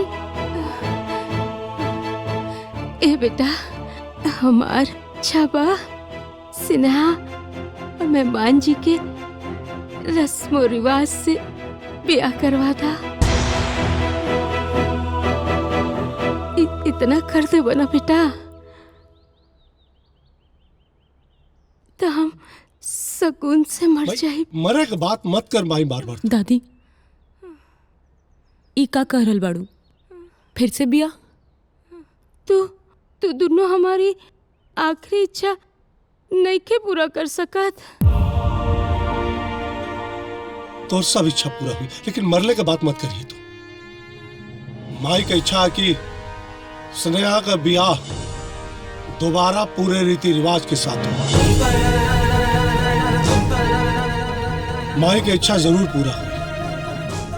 तैयारी करा लो। माई तू आराम कर, हाँ?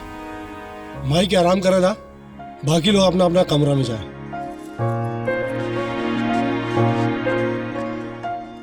रउआ आराम करें। चलिए।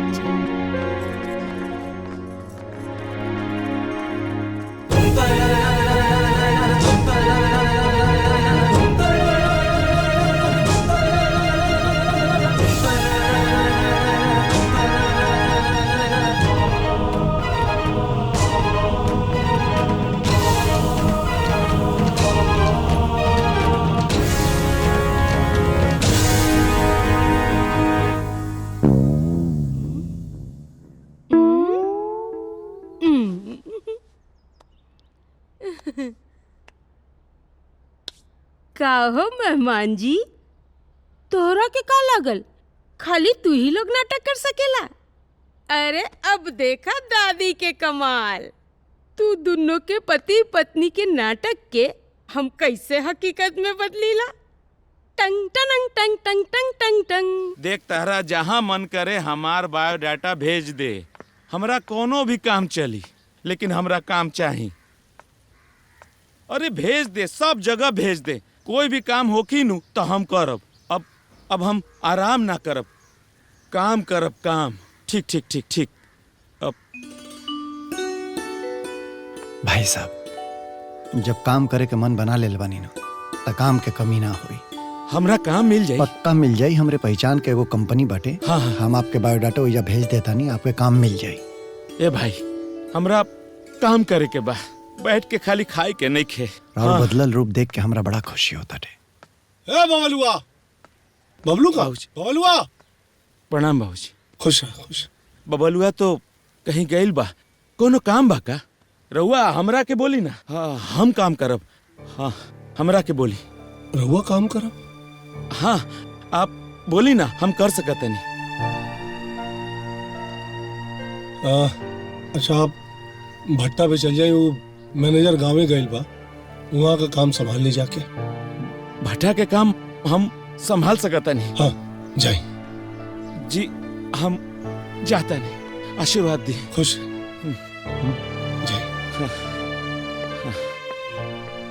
बबलुआ किन्ने गिल पता ना गाड़ी की चलाई, कहाँ चल गई, कहाँ गई?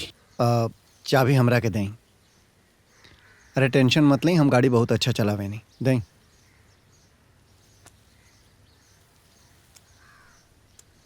बैठी।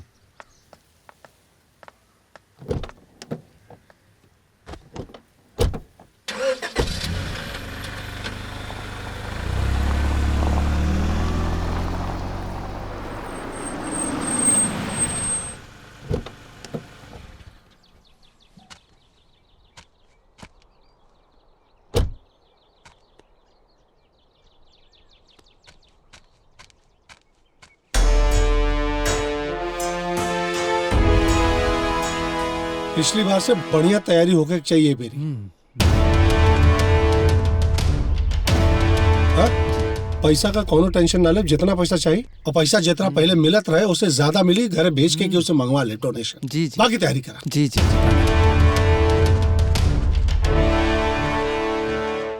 अरे ब्रजेश, खुश रहो, चाचा, खुश प्रणाम। रहो, खुश रहो, खुश रहो। चला बढ़िया है। दरोगा का बात तोरा समझ में आ गई है। बतावा, अच्छा लगल देख के। मंदिर जात बड़ा पूजा करे तू। पूजा करे तो आइल बानी चाचा, लेकिन भगवान के ना, त्योहार। और देखा साथ में कितना भक्त लाइल बानी है, देखत का बड़ा। अरे तनी भगवान के अच्छे से खातिरदारी करा। अबा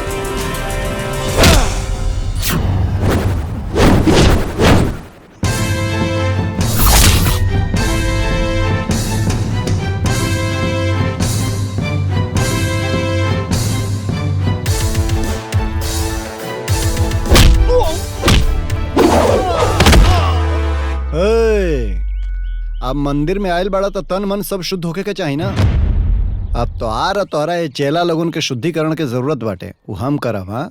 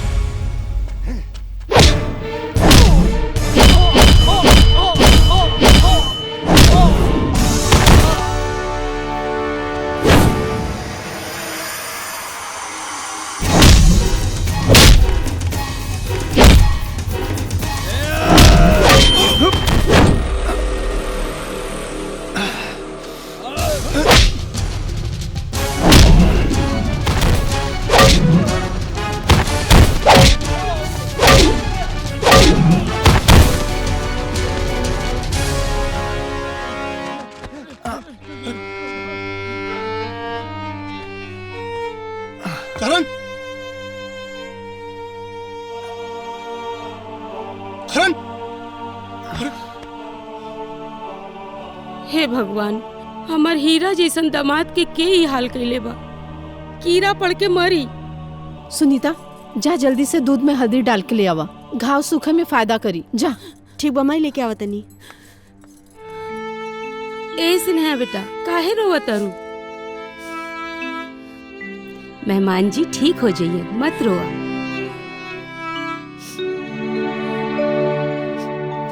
भैया, ई मेहमान जी के केकरा से दुश्मनी हो सकेला जो ऐसा हाल कैलस? अरे वो ब्रजसवा रहे, मारे तू हमरा के आयल रहे, लेकिन हमरा के बचाव में मेहमान जी की चोट लग गई। सत्यानाश हो के होकर। लेकिन भैया, ब्रजसवा ठीक नहीं खे कैलस, ओकरे संगे कुछ करे के होई। हाँ। कुछ करे के जरूरत नहीं खे। मेहमान जी ऐसा सबक सिखा देले बाड़े ओकरा कि जीवन भर याद रखी। बाबू,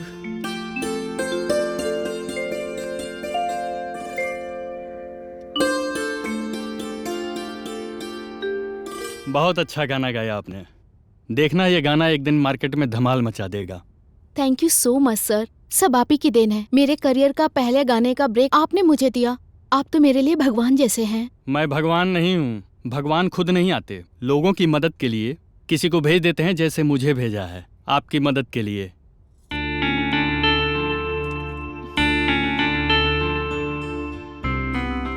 हमरा के माफ कर दी, हम तार प्यार समझे में ना बहुत देर कर देनी।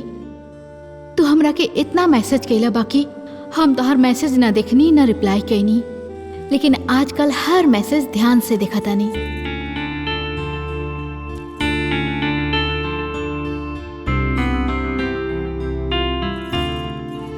हाय मेघा, हाउ आर यू? मुझे पता है तुम ठीक होगी। अच्छा सुनो, मैं मेरी दोस्त स्नेहा के गांव चुनार जा रहा हूँ, कुछ काम है। मैं वहां से तुम्हें मैसेज और कॉल करता रहूंगा। हाँ, अगर किसी वजह से ना कर पाया तो ये मत समझना कि मैं तुम्हें भूल गया हूँ। मैं तुम्हें हमेशा याद रखूंगा।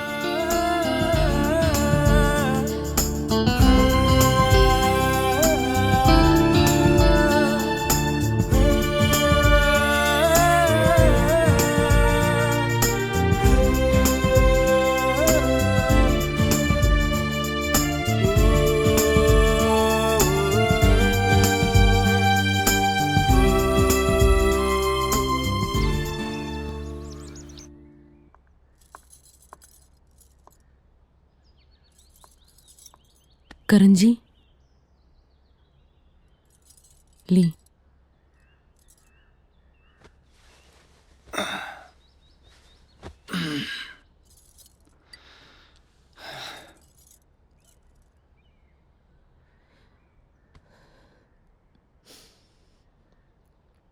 का बात बा स्नेहा? हम देखा तानी कि जब से हमरा के चोट लागल बाटे तू हमेशा उदास रह तड़ू। अरे बाबा, हम तोहार कोनो असली पति ना हई, और वैसे भी घर वालन के सामने नाटक करे के बाटे। यहाँ तक केहू बटलो नहीं खे जौन नाटक करत तड़ू। हमें नाटक नहीं की करत हुआ के पता बा, जे दिन रवा के चोट लागल रहे ओ दिन हम अपन आंख के आंसू रोक न पैनी।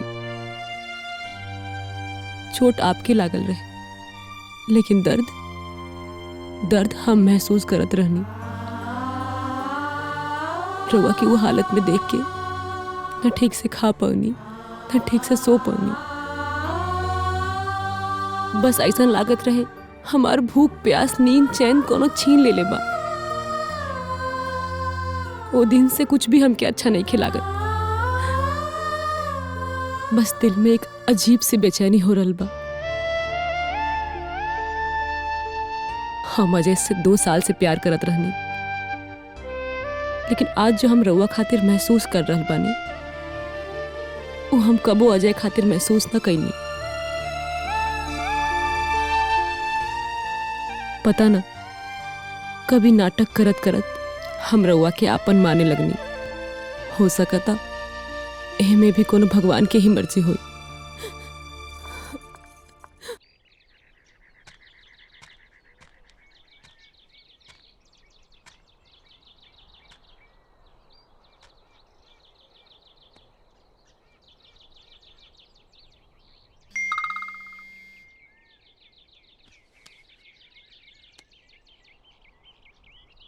मेघा के मैसेज। हमरा के माफ करिहा, हम तहार प्यार के समझे में ना बहुत देर कर देनी। हमरा के एहसास हो गइल बा कि प्यार ही सब कुछ होला, और एगो खाली तहरे प्यार बा जे सच्चा प्यार बा। बाकी सब कुछ तो मतलब के हा। हम तहरा पास आ रहल बानी, हमेशा खातिर आ रहल बानी करण।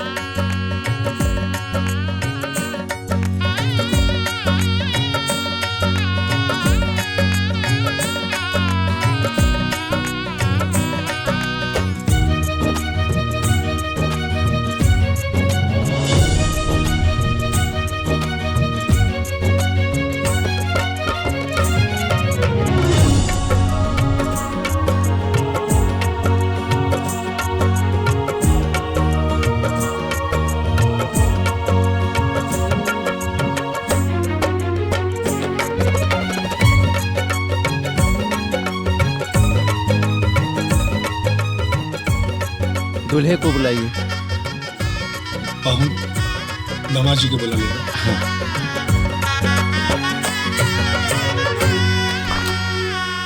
मेहमान जी,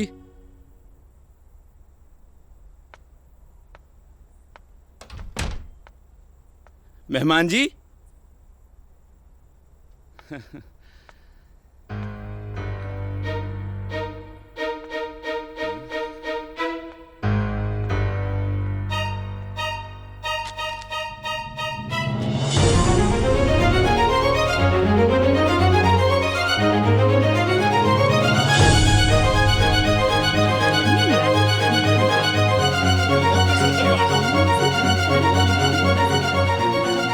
बाबूजी, मेहमान जी अपना कमरा में नहीं खन। अरे कहीं गए हुए हैं, बाथरूम में घुसल हुए हैं। मेहमान जी कहीं भी नहीं खन। ये चिट्ठी मिलल बा। काल गल बा, पढ़ा। पढ़ी ना मेहमान जी। मेहमान जी, चिट्ठी पढ़ी? काल लिखल बा। पढ़ी? स्नेहा हम शादी ना कर सके नहीं। हो सके तो हमरा के भुला जाइए। हमार जिंदगी में मेघा वापस आ गई बाड़ी।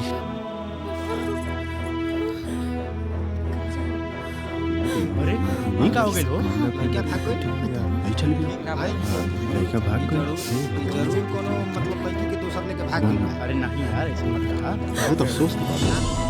स्नेहा स्नेहा दीदी स्नेहा स्नेहा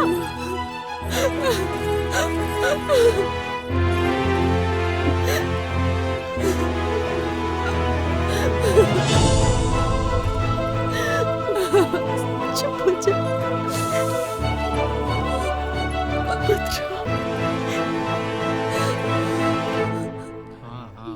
लग तो रहा है लेकिन ऐसे ना होके चाहिए। देखा क्या होता बाबूजी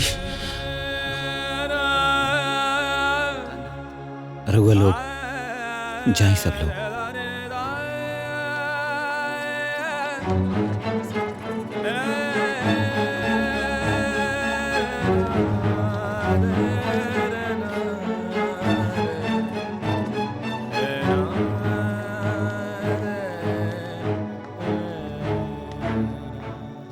बाबूजी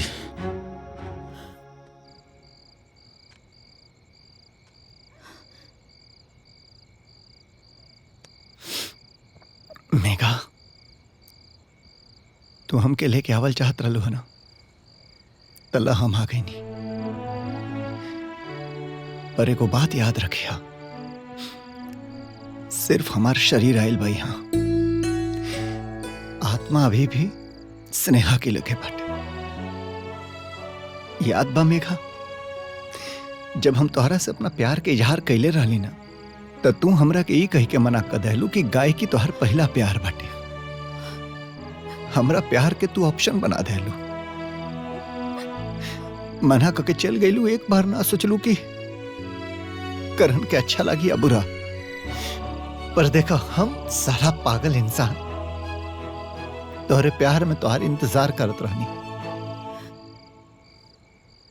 फिर एक दिन हमार मुलाकात स्नेहा से हो गई।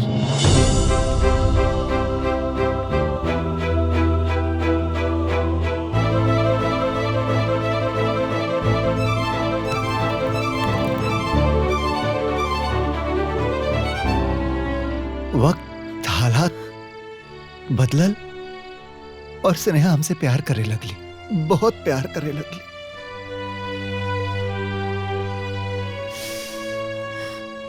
मेघा हमार प्यार तोरा खातिर ऑप्शन बन सकेला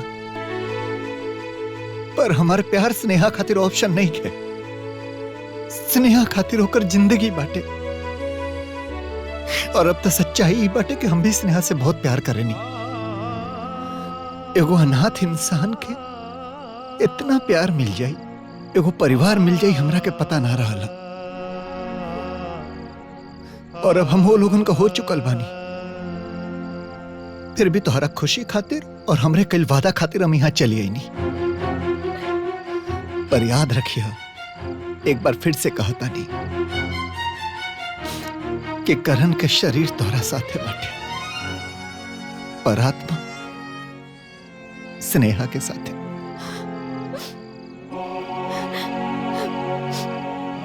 लोग बहुत सही कहले बाड़े कि सही समय पे सही डिसीजन ले लेवे के चाही, न तो बाद में बहुत पछतावे के होला। और वैसे भी बिना दिल के शरीर के हम लेके भी का करब। स्नेह बहुत ही खुश नसीब बाड़ी जी तोहरा जैसन प्यार करे वाला लड़का उनका के मिले। बात सिर्फ स्नेहा के नहीं खे, तोहरा अंदर उस सब क्वालिटी बा कि तोहरा के देख के कोई भी लड़की तोहरा के चाहे लगी। हम ही बदनसीब बानी कि सही समय पे तोहर क्वालिटी के ना समझ पाईनी। जा स्नेहा तोहर इंतजार कर रहल बड़ी, जा।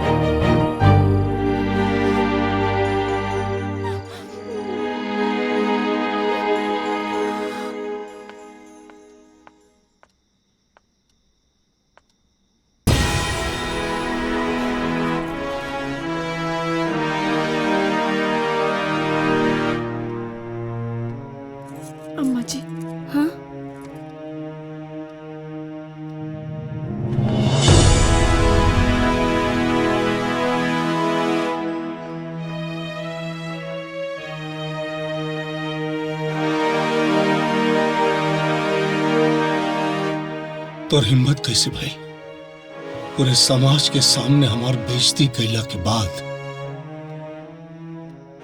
हमरा दहलीज पे कदम रखे करे?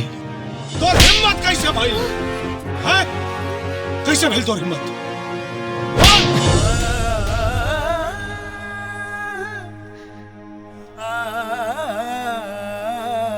बाबूजी स्नेहा से मिले खातिर नाम मत ले। हमरा बेटी का अपना गंदा जबान से नाम मत ले। तोरा के हमार पूरा परिवार अपन दामाद अपन बेटा नियन मानत रहे के बदला में का दहले रे, का दहले हमरा परिवार के बोल। और हमार बिटिया तोर का बिगड़ ले रहे रे, हमार बिटिया तोर का बिगड़ ले रहे काहे कैले ऐसन? तोरे न खानदान का पता, न परिवार का पता, न बाप का पता। तो के हम अपन दामाद बन ली, बेटा बन ले, सब तोरा के। और ते का कैले रे? अरे ते गंदी नाली का कीड़ा बाड़े, सर गंदी। रुक जाइए पापा।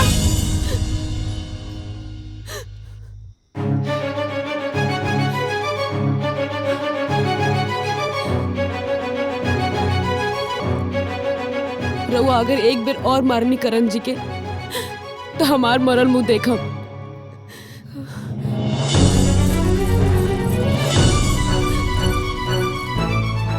एकरा खातिर ते मरे और जिए का बात कर रहल बाड़े हैं? जेकरा से शादी करे खातिर घर से भाग के पूरे खानदान के इज्जत का जनाजा तू पहले ही निकाल चुकल बाड़ू। और आज ही मंडप से भाग के फिर से हमारे खानदान के इज्जत उछाल देलस रे। एकरा खातिर मरे जिए के बात कर रहल बाड़े ते? पापा करण उ लइका नहीं के जेकरा खातिर हमें घर से भागल रही।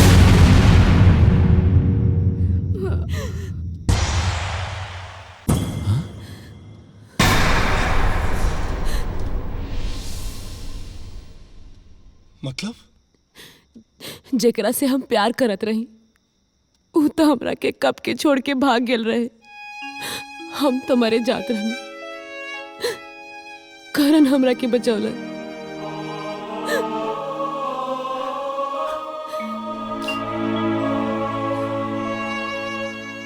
पापा अगर आज हम जिंदा बानी तो वो सिर्फ और सिर्फ करण की वजह से।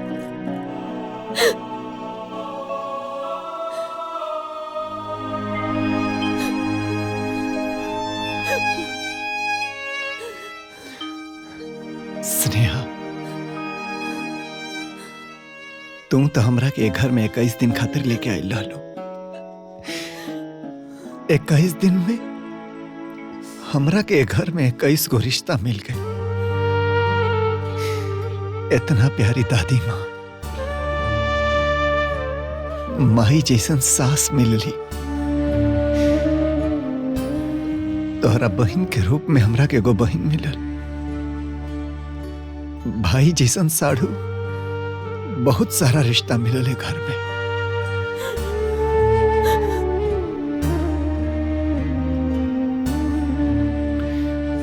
एगो अनाथ के इतना रिश्ता मिल जाइए घर में हमरा के पता ना रहे। हम नहीं की जानत कि अगला जन्म होला कि ना होला, पर अगर होला ना तो हम ऊपर वाला से प्रार्थना करब कि हमारा अगला जन्म यही घर में होके, यही लोगन के बीच में होके।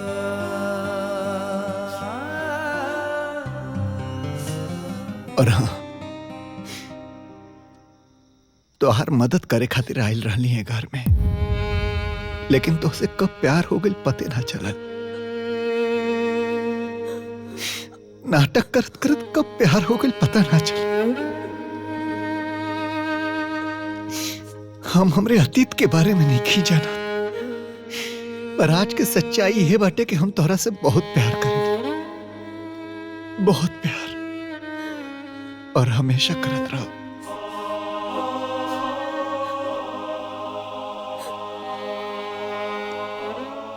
चला तानी, कोनो गलती भइल हुई तो रघुआ सभे से माफी चाहता नहीं।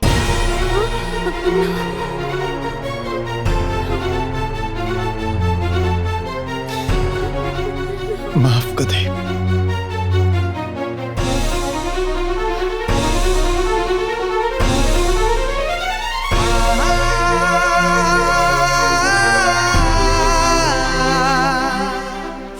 रोक ले बेटा, रोक ले बेटा।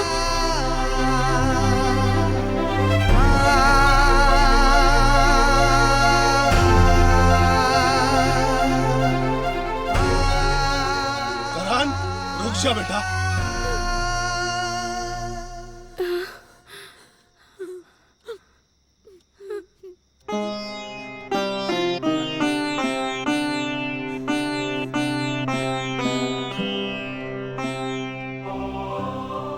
बड़ गलती हो गई बेटा हमसे।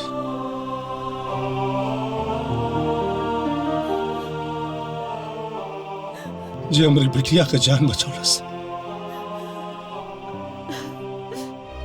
वही पे हाथ उठौनी हम। अपन दुश्मन समझ लेनी तोरा के बच्चा। माफ कर दिया। स्नेहा, आ बेटा।